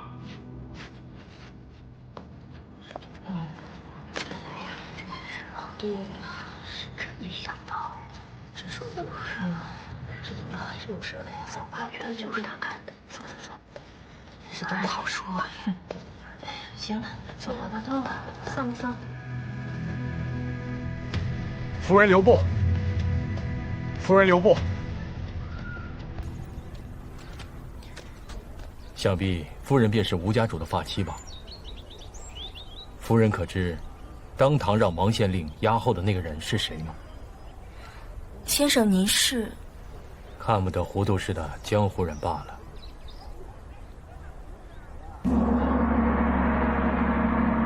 诸位，朕在狩猎时偶感风寒，国事先交给国师。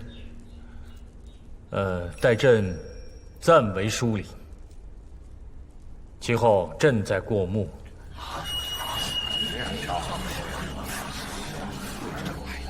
谢陛下厚爱，也望大家多多配合，毕竟是为陛下解忧嘛。诸位有本上奏，无本，朕就要休息了。陛下，臣有本。我大宋历经3朝，从无国师代理朝政之事。若陛下身体不适，可将所事交由中书令处理，这样既合章法，也循事实，还望陛下三思。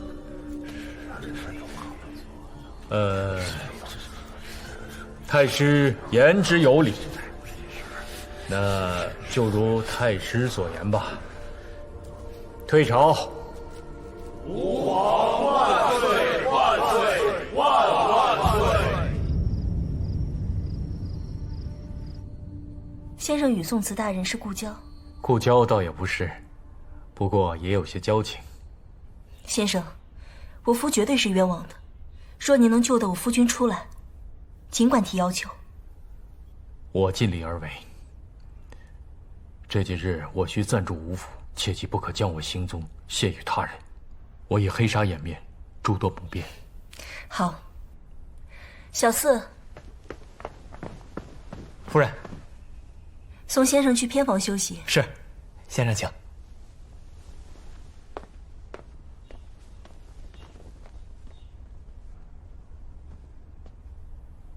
夫人，这人……那今日是宋慈宋大人。是。那就行了。真假不重要，能救得夫君出来才是正事。哪怕真是假的，左右不过几两碎银子罢了。是，夫人。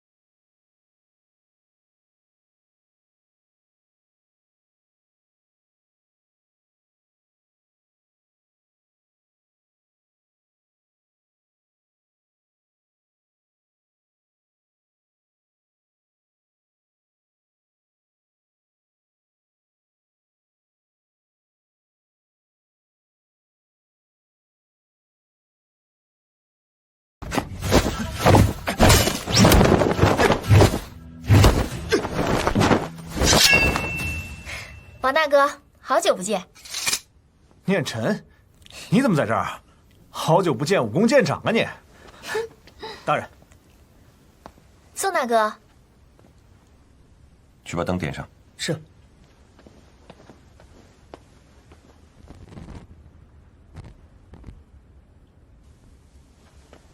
胡闹！来建宁不到府衙找我，大晚上乱跑什么？居然跑到案发地来！你看看你，有没有一点女孩的样子？宋大哥，我不是无聊吗？再说了，人家怕你有危险嘛。我师傅说了，你也就脑子还成。你师傅啊，什么都成，就这脑子啊！哎，孟小姐，你知不知道人吓人会吓死人的？更何况还是在这儿。你胆子这么小，当仵作干嘛？你呀，还是这么牙尖嘴利的。发现什么线索没有？我听说范家有命案，所以知道糊涂王叔叔定不会细查案的。晚上我就偷偷跑过来，果然在床头拐角发现了这柄匕首。嗯。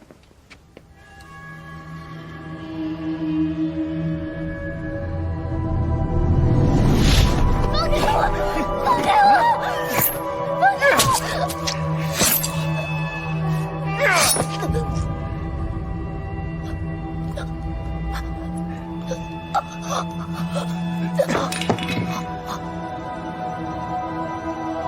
不对，大人是说哪里不对啊？杀人凶手作案以后，绝不会如此粗心大意。扇子在哪儿找到的？就在院子的后墙角。走。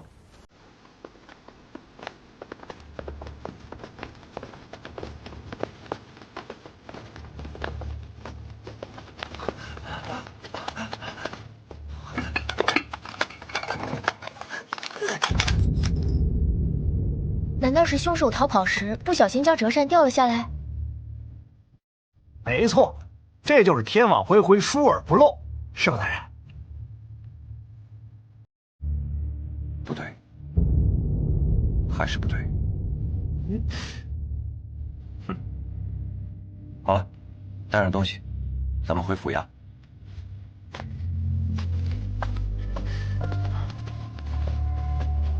大人断案为何要听宋慈的呢？他宋慈断血案呀，确实比我强。什么叫我听他的呀？那不是人命大于天吗？那大人何不先放了吴匪清？那万一就是吴匪清呢？哎呀，你我二人啊，跟宋慈不同。我在这仕途上啊，就好比那三伏天过火焰山，连棵遮阴的树都没有。万一断错了，谁担得起责任啊？等吧，一个命案多等3日又何妨？哎，对了，我听说宋慈又找到了新的线索。哦，说是找到了凶器。那为什么咱们的人在案发地就只找到了一把折扇呢？啊？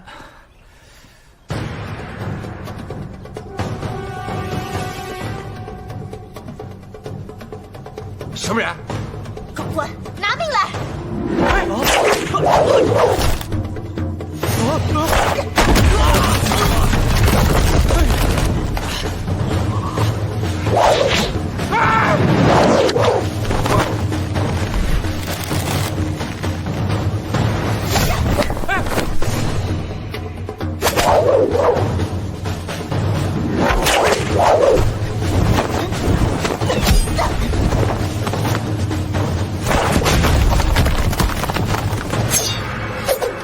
有刺客，保护大人！哎，那个，别追了，小心有诈。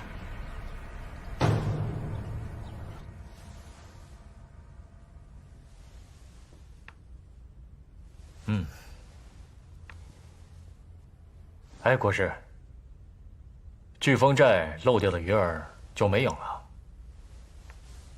陛下放心，已经有人看见鱼影了，跑不掉的。那就好。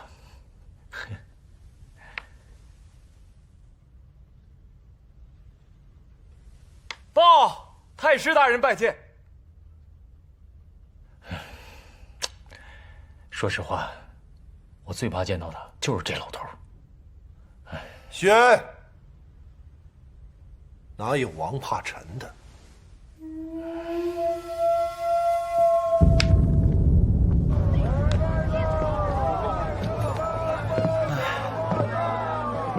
听说今日有人刺杀你王叔叔，寻仇的呗。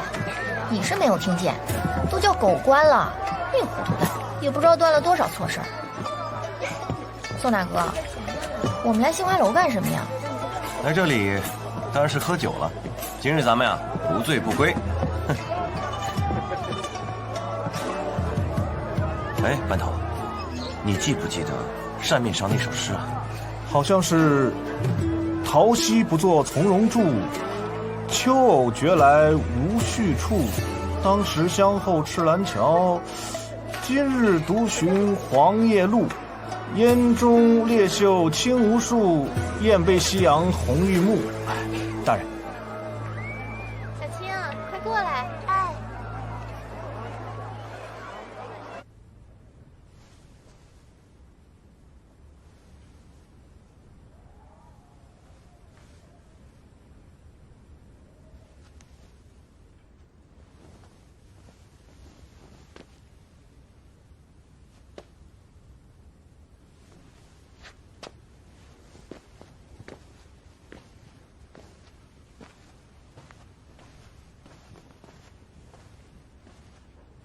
吴夫人，忙了一天了，怎么还不休息？我还是有些担心。夫人大可不必，案子既然已有宋慈接手，那沉冤昭雪必指日可待。可是宋大人并未全盘接手啊。这样吧，我写一封状书，你且交于宋慈。对，我差点忘了，您是与宋大人有交情的呀。来，这边请。先生请。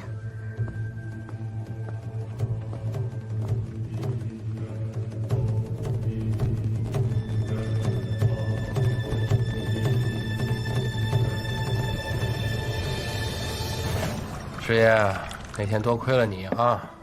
哎，你这挨摔的屁股好了没有啊？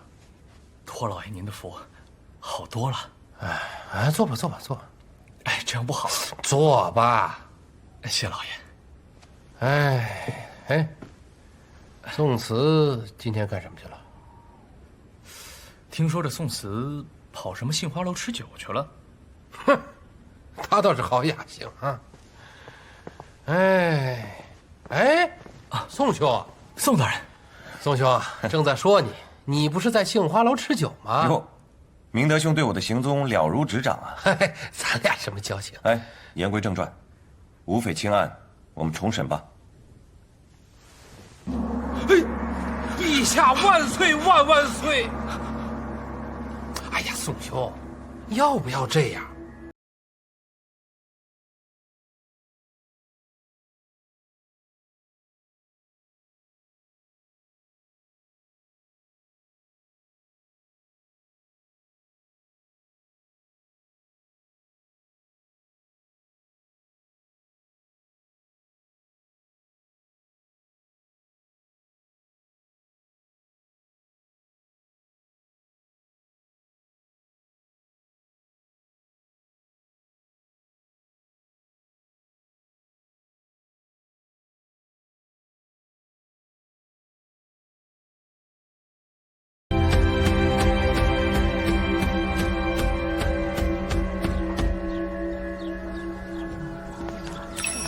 堂下所贵何人？在下吴匪清见内，恳请宋大人重审谋杀范妻一案。这是诉状。把诉状呈上来。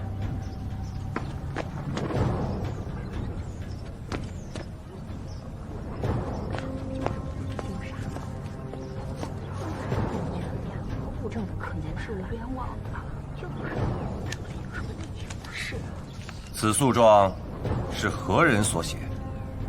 家中先生所写。无事，本官定会重审此杀人案。谢大人，先生说的没错。哦，你家先生说了些什么？宋大人为人明察秋毫，定会重审此案。哼，你家先生倒是知晓宋某。吴氏放心，此案定会水落石出。谢大人，奴家告退。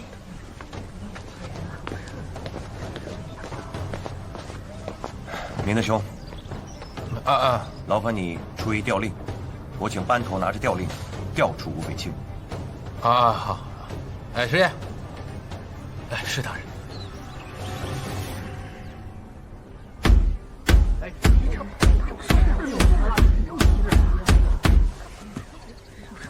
草民范小山拜见宋大人。你就是范小山，因何击鼓啊？宋大人，你把我的杀妻凶手吴匪清提出死牢，草民不服，前来喊冤争辩。哼！谁告诉你宋某提了人呢？范小山，谁告诉你的？快如实招来，否则把你打入大牢。是杏花楼的张老板。哼，等的就是他。班头，把杏花楼的张老板带过来。是大人。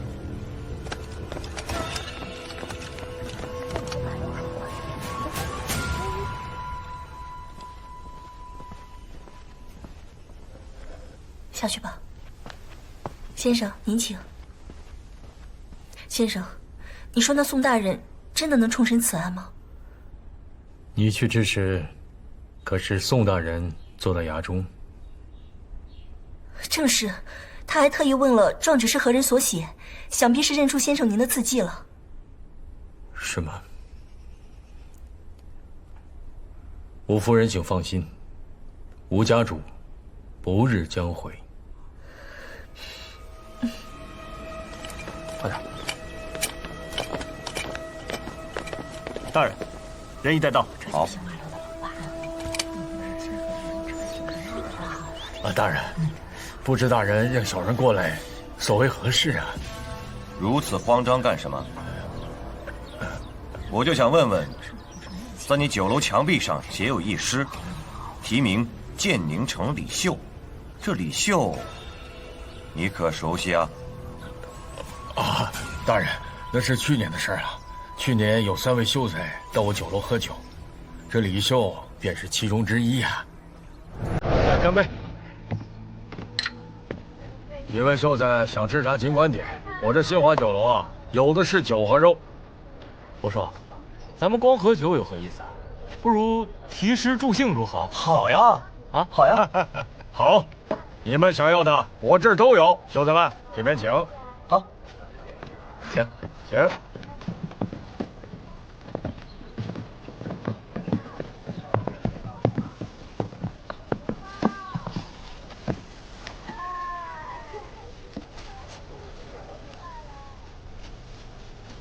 桃溪不作从容住，秋偶觉来无去处。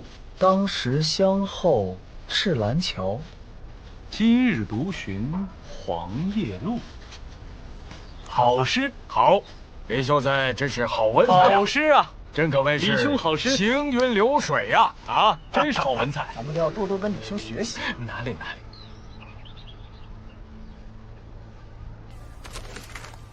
班头，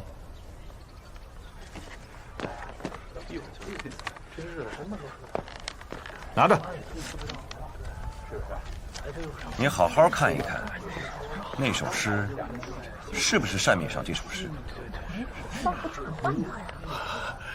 原来大人也喜欢这诗啊！我说呢，当日大人到我酒楼，为何一直盯着墙壁看呢？你再好好看看那个落款。日匪清，吴家主。大人，这是吴家主的扇子。再看看这个。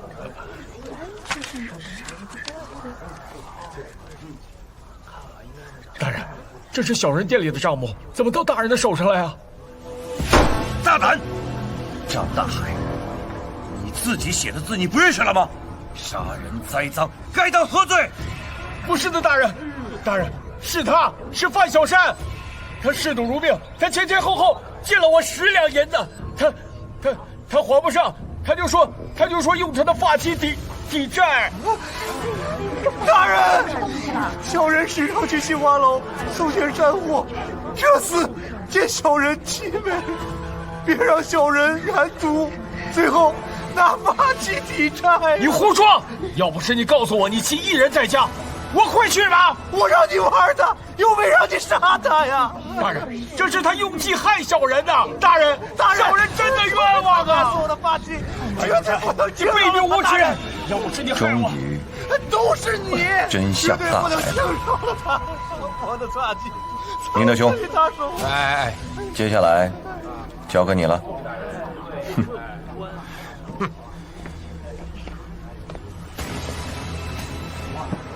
左右，来呀，将此2人打入大牢。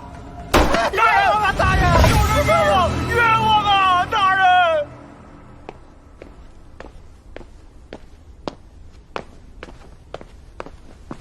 宋大哥，你怎么把案子让给那糊涂蛋了？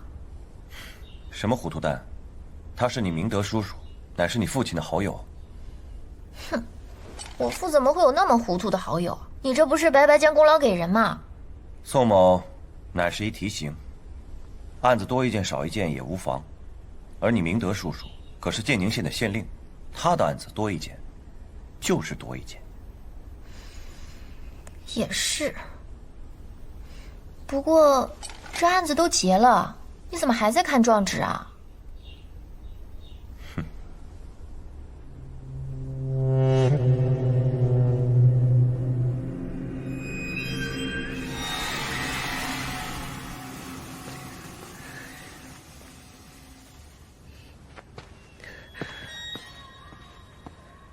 先生，都这个时辰了，相公当真没事吗？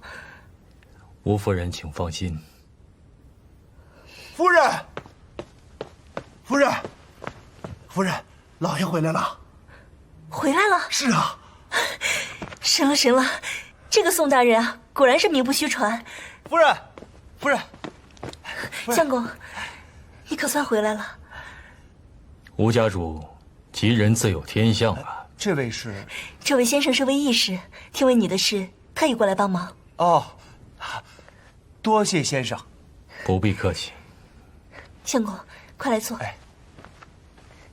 管家，快去看茶。是。相公，那真凶抓到了吗？自然，一场狗咬狗，我呀是城门失火，殃其池鱼。哦，吴家主不妨说说。啊，说来当真是我倒霉。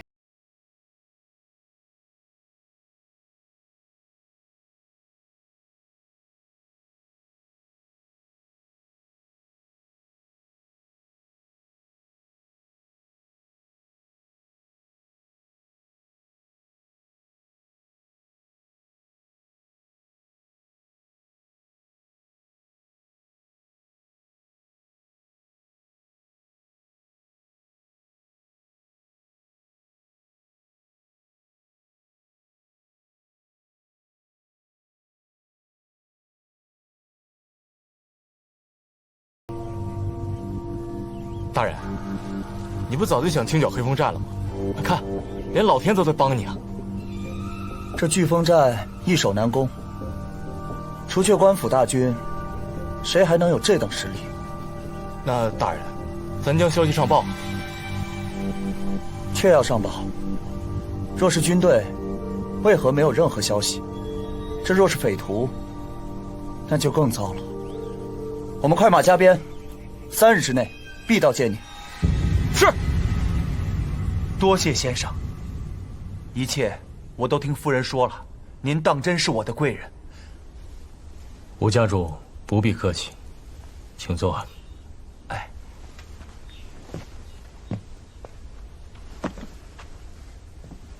先生，明日我准备去宋大人那儿亲自拜谢。那自是应该的，夫君能沉冤昭雪，多亏了宋大人。确实如此。先生也同去吧，字迹都可认识，想必宋大人与先生交情不浅呐。那倒不必。如果宋大人要见我，就有劳吴家主告诉他，来吴府见我就行。先生这是何意啊？但凡转告。吴家主，我累了，我先回去休息了。哦，好，管家。哎，宋先生回房休息。是，先生请。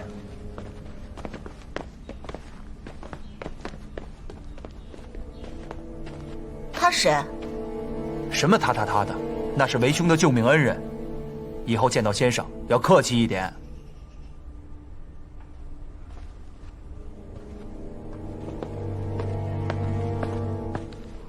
宋大哥，吴氏夫妇求见。好，请他们进来吧。嗯。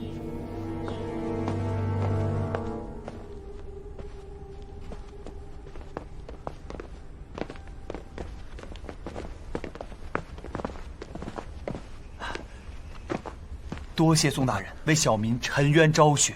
哎，快请起，请起来，来，请上座。啊，来。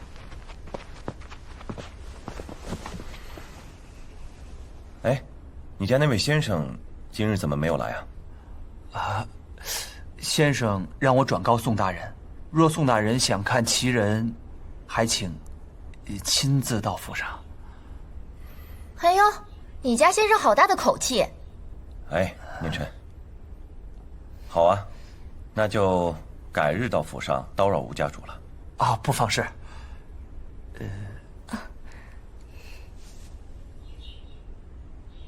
这点小小意思，还请宋大人笑纳。宋大人，这是应该的。我们夫妻二人能团聚，全靠你了。你们这是干什么？宋某断案，是为一个公平和一个真相。如果二位真心要感谢宋某的话，不如出去多帮帮那些穷苦的百姓们。啊，宋大人，请不要生气，孤苦百姓我们定然要救。二位，我哥说了不要就是不要，干嘛这么死乞白咧的？好了，不知二位可还有其他的事情？啊，那我夫妇二人就先告退了。欢迎宋大人来吴府做客。告辞。慢走。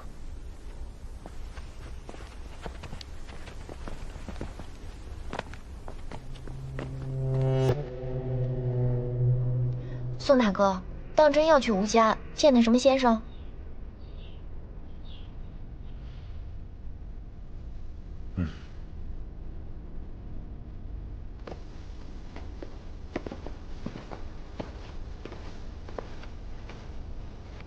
先生，吴家主，见过宋大人吗？先生，你不见宋大人也就算了。宋大人看到我们过去送礼，就找了个借口让我们出来了。清官嘛，多是如此。吴家主，我的话已经传达了吗？传了。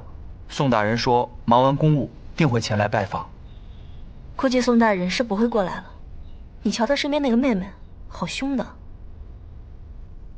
那就看缘分吧。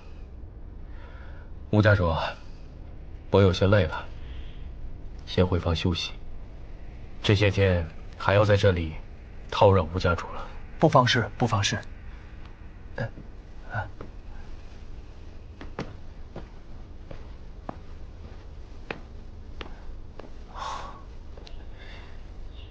先生，这是怎么了？不清楚，也许是失望了。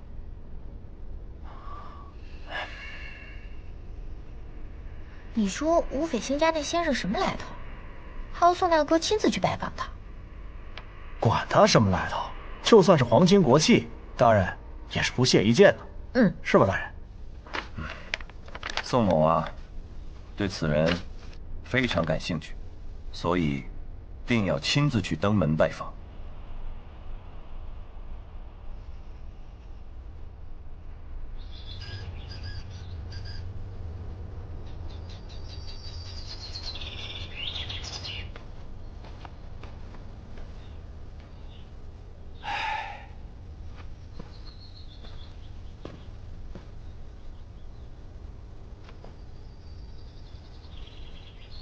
先生，您要是真想见宋大人，不如直接去拜访宋大人吧。不必。他要是想见我，今日就会过来。老爷，老爷，老爷，宋慈宋大人来了，恭迎啊！快请！哎，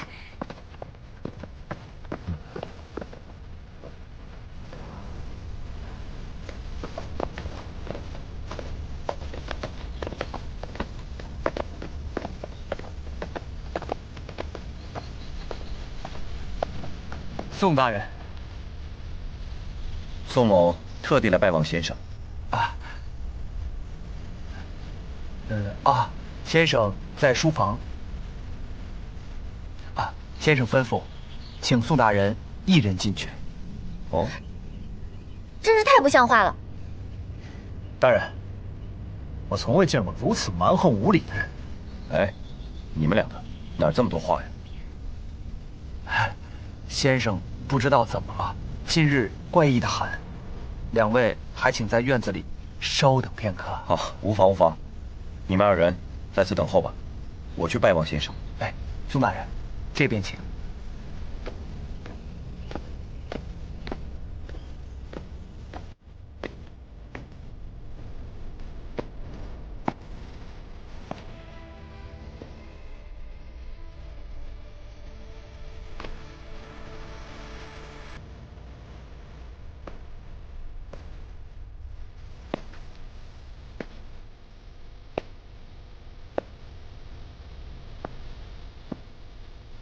宋某见过先生。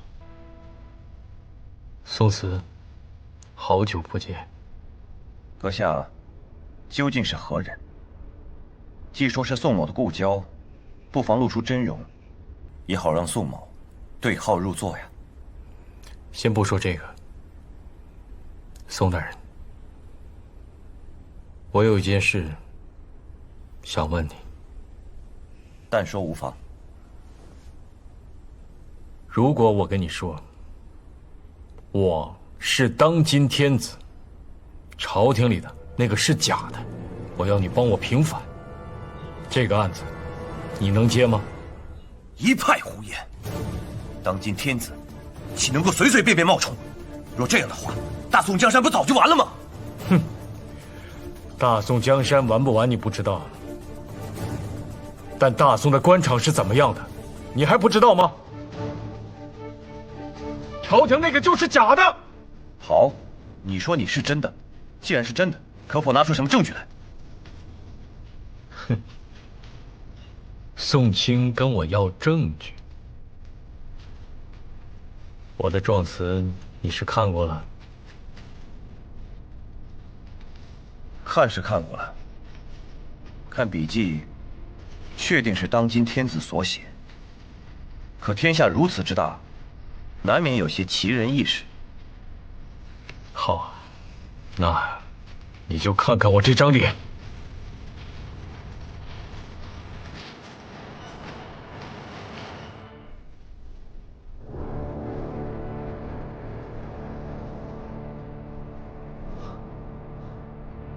不可能，怎么会有如此相像之人？这不是什么易容术，这是我的真容。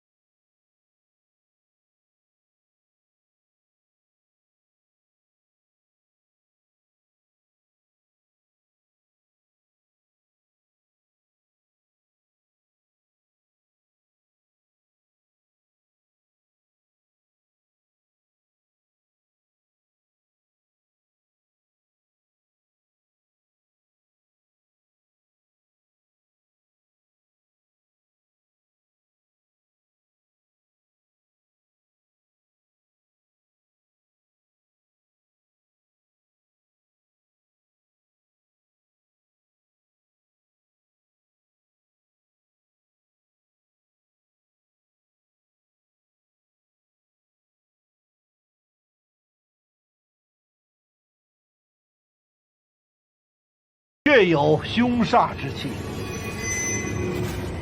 陛下，需离开皇宫，巡游狩猎12日，历经12地支中的12天煞气候，宜往西北方向，方能避开此劫。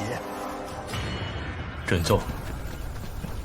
没想到，在朕去巡游狩猎的途中，就遇到了埋伏。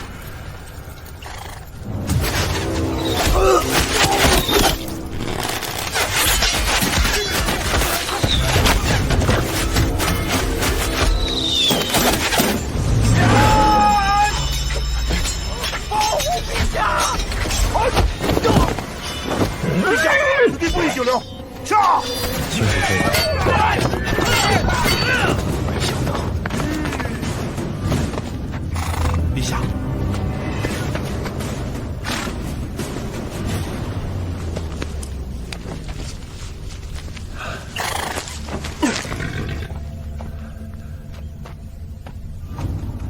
陛下，我们到地方了。这是什么地方？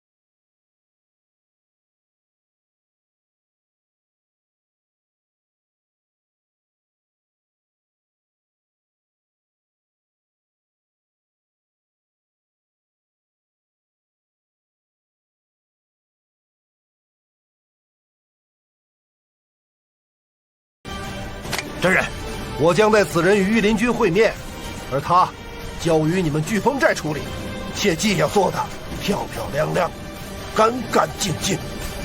明白。那后来呢？后来，朕就被带到了飓风寨。来吧，毕竟你是皇上，今儿我就陪你喝酒。喝着酒，就说你要怎么个死法吧。朕是当今天子，那是天命，是谁都改变不了的。我不管谁当皇帝，我只是想要天下太平。如果朕死了就能要天下太平，那朕死了又何妨？但是你想想，一个不懂天下的人入了皇宫，就能让天下太平了吗？哎，我一草民，不懂什么仕途之道。朕经历大宋皇朝风雨多年，虽然不敢说是励精图治，但是朕也没有什么大错乱。如果这次你能放朕出去，朕可以答应你，飓风寨可以入得官军，给你们一条正路。而且朕也可以向你保证，只要朕在位从政，天下一定太平。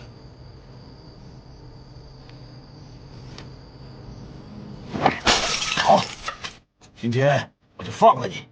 我希望你说话算数，保天下太平，解百姓疾苦。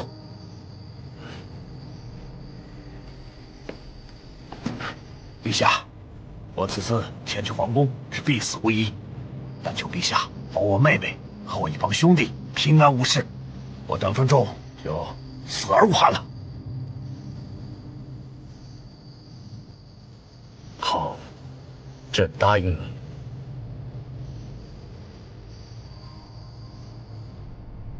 之后，朕就再没有见过张纯仲。唉，离开了飓风寨之后，朕谁都不敢相信。一路下来，路经此地，正巧就碰到了宋慈宁不得不说，缘分吧。臣请陛下先移驾建宁府衙，后事再从长计议。陛下，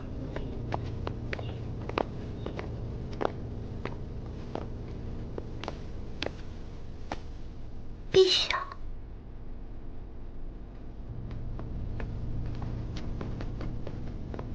班头，念臣，送老先生回建宁府。是。先生，我本京城人士，被小人所害，流落到建宁吴府，多谢二位关照，我与宋大人调去翻案，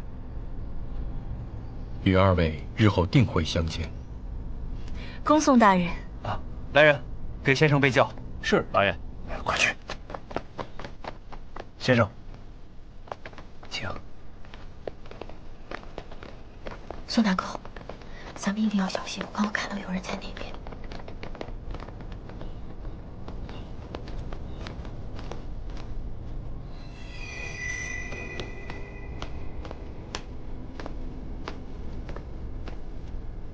陛下，文太师患了风寒，不会再来了。至于其他官员，都是一帮没骨头的玩意儿。只要纪王回来登基上位，一切便尘埃落定。都是皇家血脉，真好。不过国师，如果领赏的人不来，朕想纪王是不会动身的吧？请陛下放心。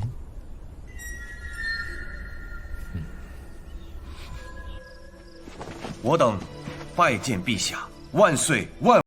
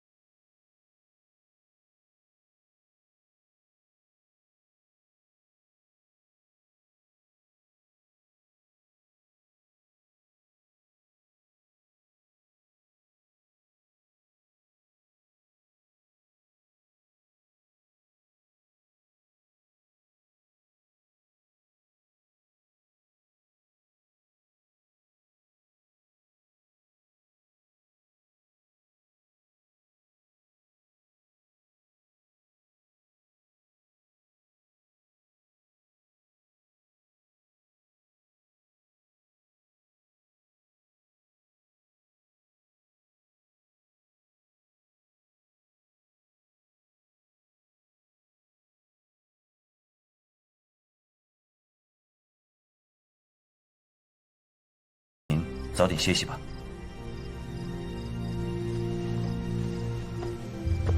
那我们明日一早就出发。好，你们两个早点歇息。班头，宋先生回房休息。是。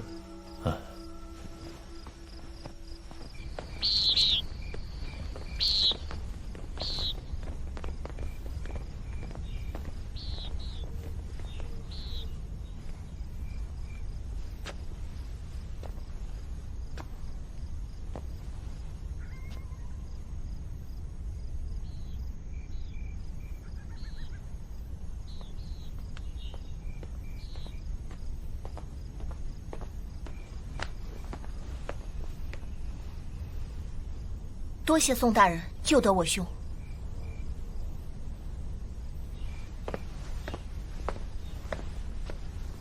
宋某是一名提刑，这是我应当做的。再说了，他本来就无罪。那人当真是天子？他是与不是，在你的心中早已有定义，不是吗？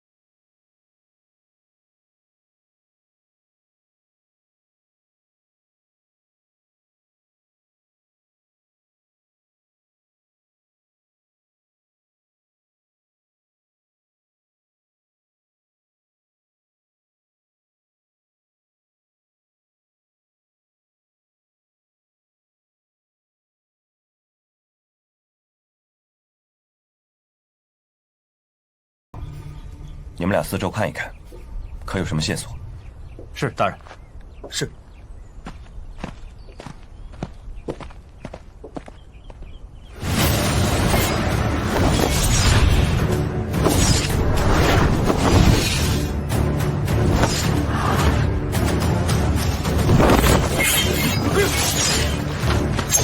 什么人？供你们上路的人。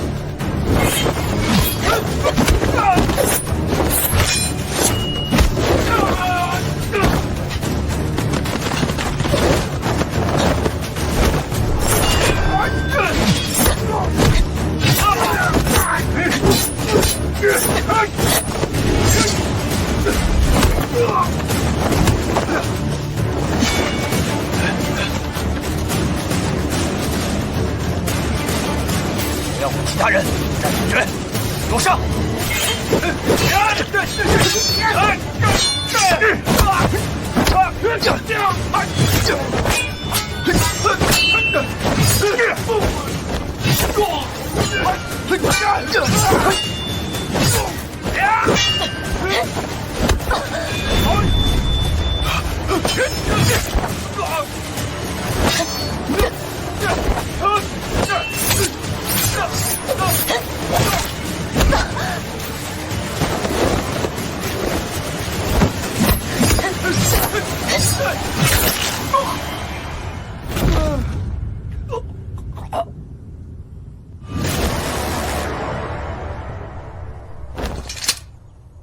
陛下，看来那妖道知道你的行踪了，此地不宜久留啊。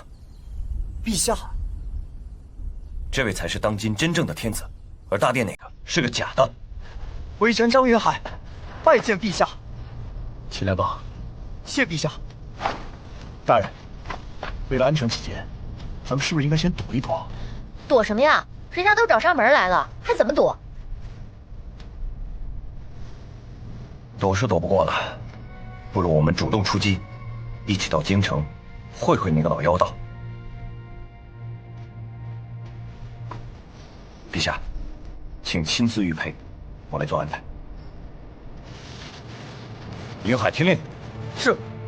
速拿陛下亲自御陪前往京城，与御林军宋卫将军相见，请他半路与我们会面。遵命。撤！撤！撤！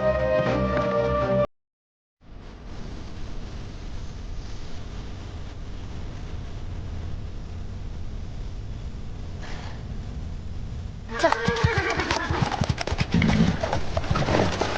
宋清，停一下！停车！停车！陛下，您有何吩咐？咱们还有多久到京城？我估摸着未时即可到达。您怎么了？不知为何，我总有些心神不宁。跳！跳！跳！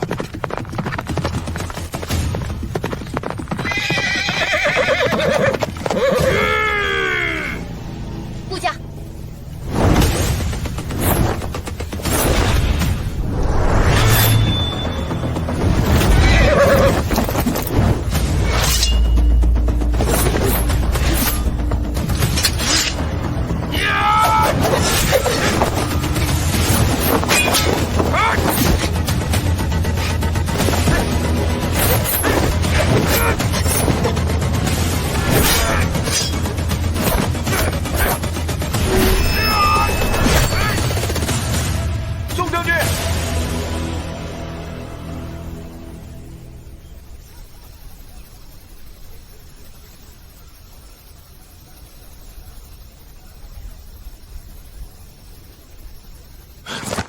微臣愚钝，不识真君，受奸人蛊惑，护卫国贼，犯下滔天大逆，请陛下赐臣死罪。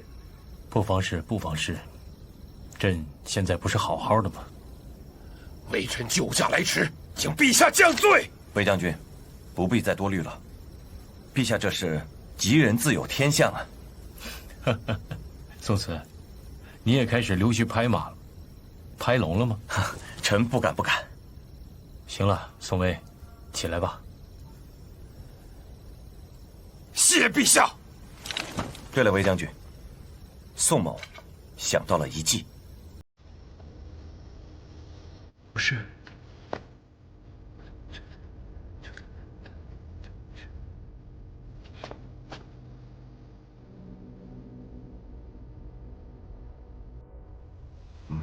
是。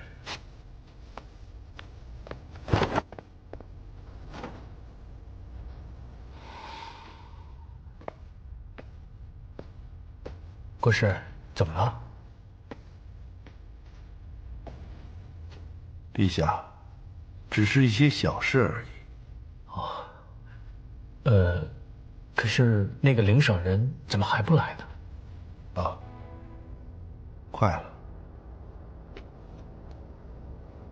快了。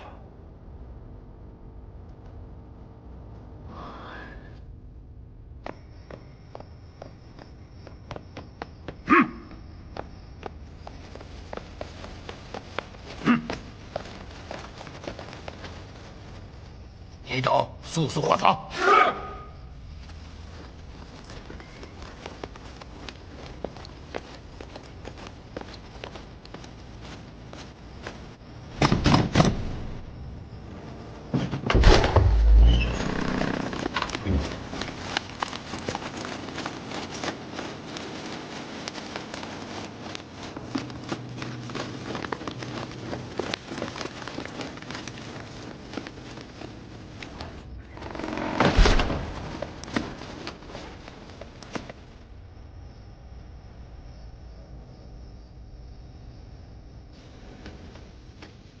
念晨，你的师兄弟们怎么样了？放心吧，宋大哥，都是1等1的高手。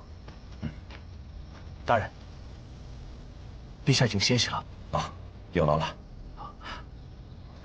宋大哥，但是我那些师兄弟都是第1次进皇宫，不会有什么事吧？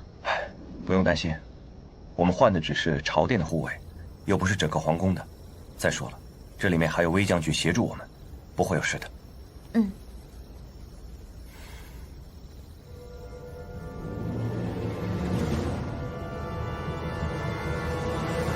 咱们就在这里等，天一亮进皇宫。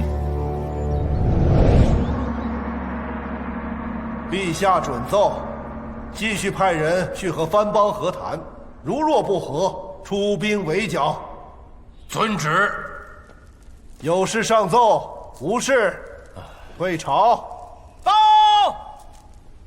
宋慈大人求见。传。传。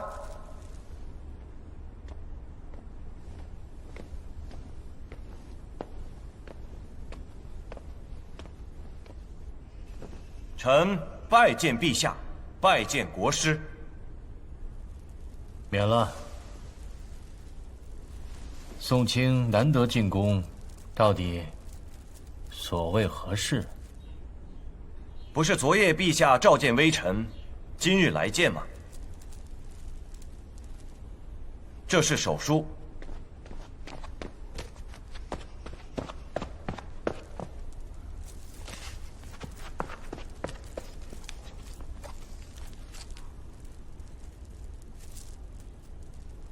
好你个宋慈，胆敢欺君！来人，将宋慈拿下！来人呐！哼！诸位大臣，这龙椅上坐的陛下，乃是假的，而真正的陛下在这里。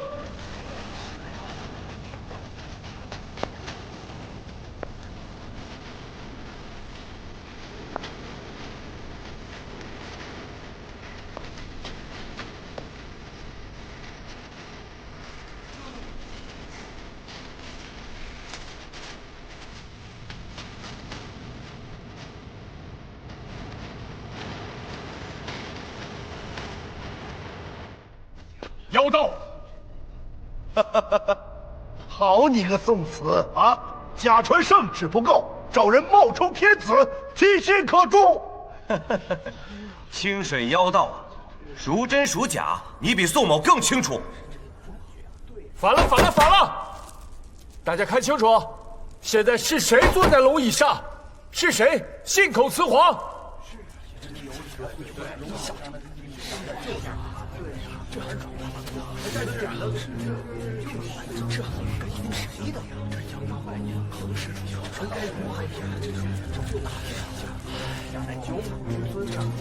诸位大臣，大家静一静。宋某想到一计，此计一出，便可断真假。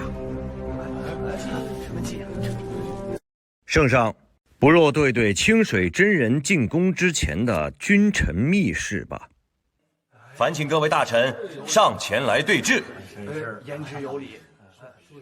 臣斗胆请教陛下，元初3年春，陛下亲写密旨，旨意为何？这个时隔多年，朕……爱卿啊，朕要感谢你为朕栽出的法子呀。糙米掺糠，虽有博人道，但却多活了10万百姓。对，这是执掌啊。陛下，可还记得当年的10万血银？记得。朕让爱卿密拿了3000，给了一位故人。陛下，那老臣的元老何必？历经2朝，蒙雪藤条交朕，朕怎会不记得？臣等参见陛下。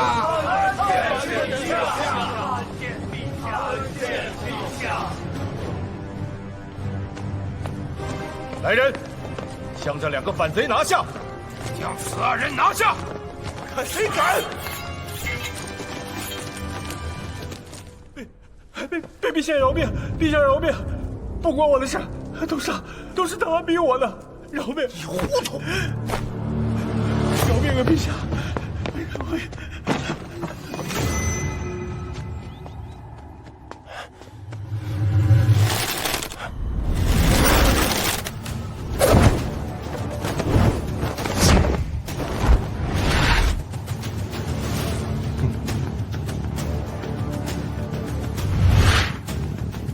你跑不掉了。你能奈我何？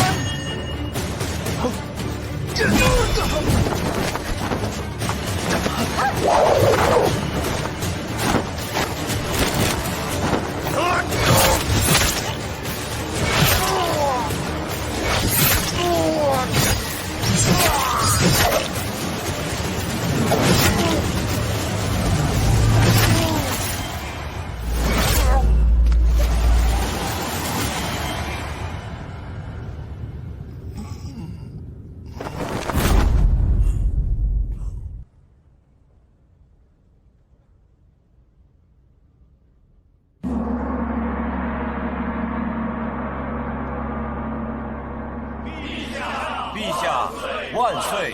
万岁！万岁！众卿平身，谢陛下。陛下，清水妖道等人皆已诛灭。宋大人护驾有功，需要如何赏赐？微臣还愿做一名推官，打算著一本书《洗冤录》。宋卿功在千秋，如此甚好。不过朕还有一个小忙，需要宋卿亲自为朕跑一趟。微臣斗胆猜测一下，陛下是让臣去趟建宁，寻找吴匪清一家。知我者，宋慈也。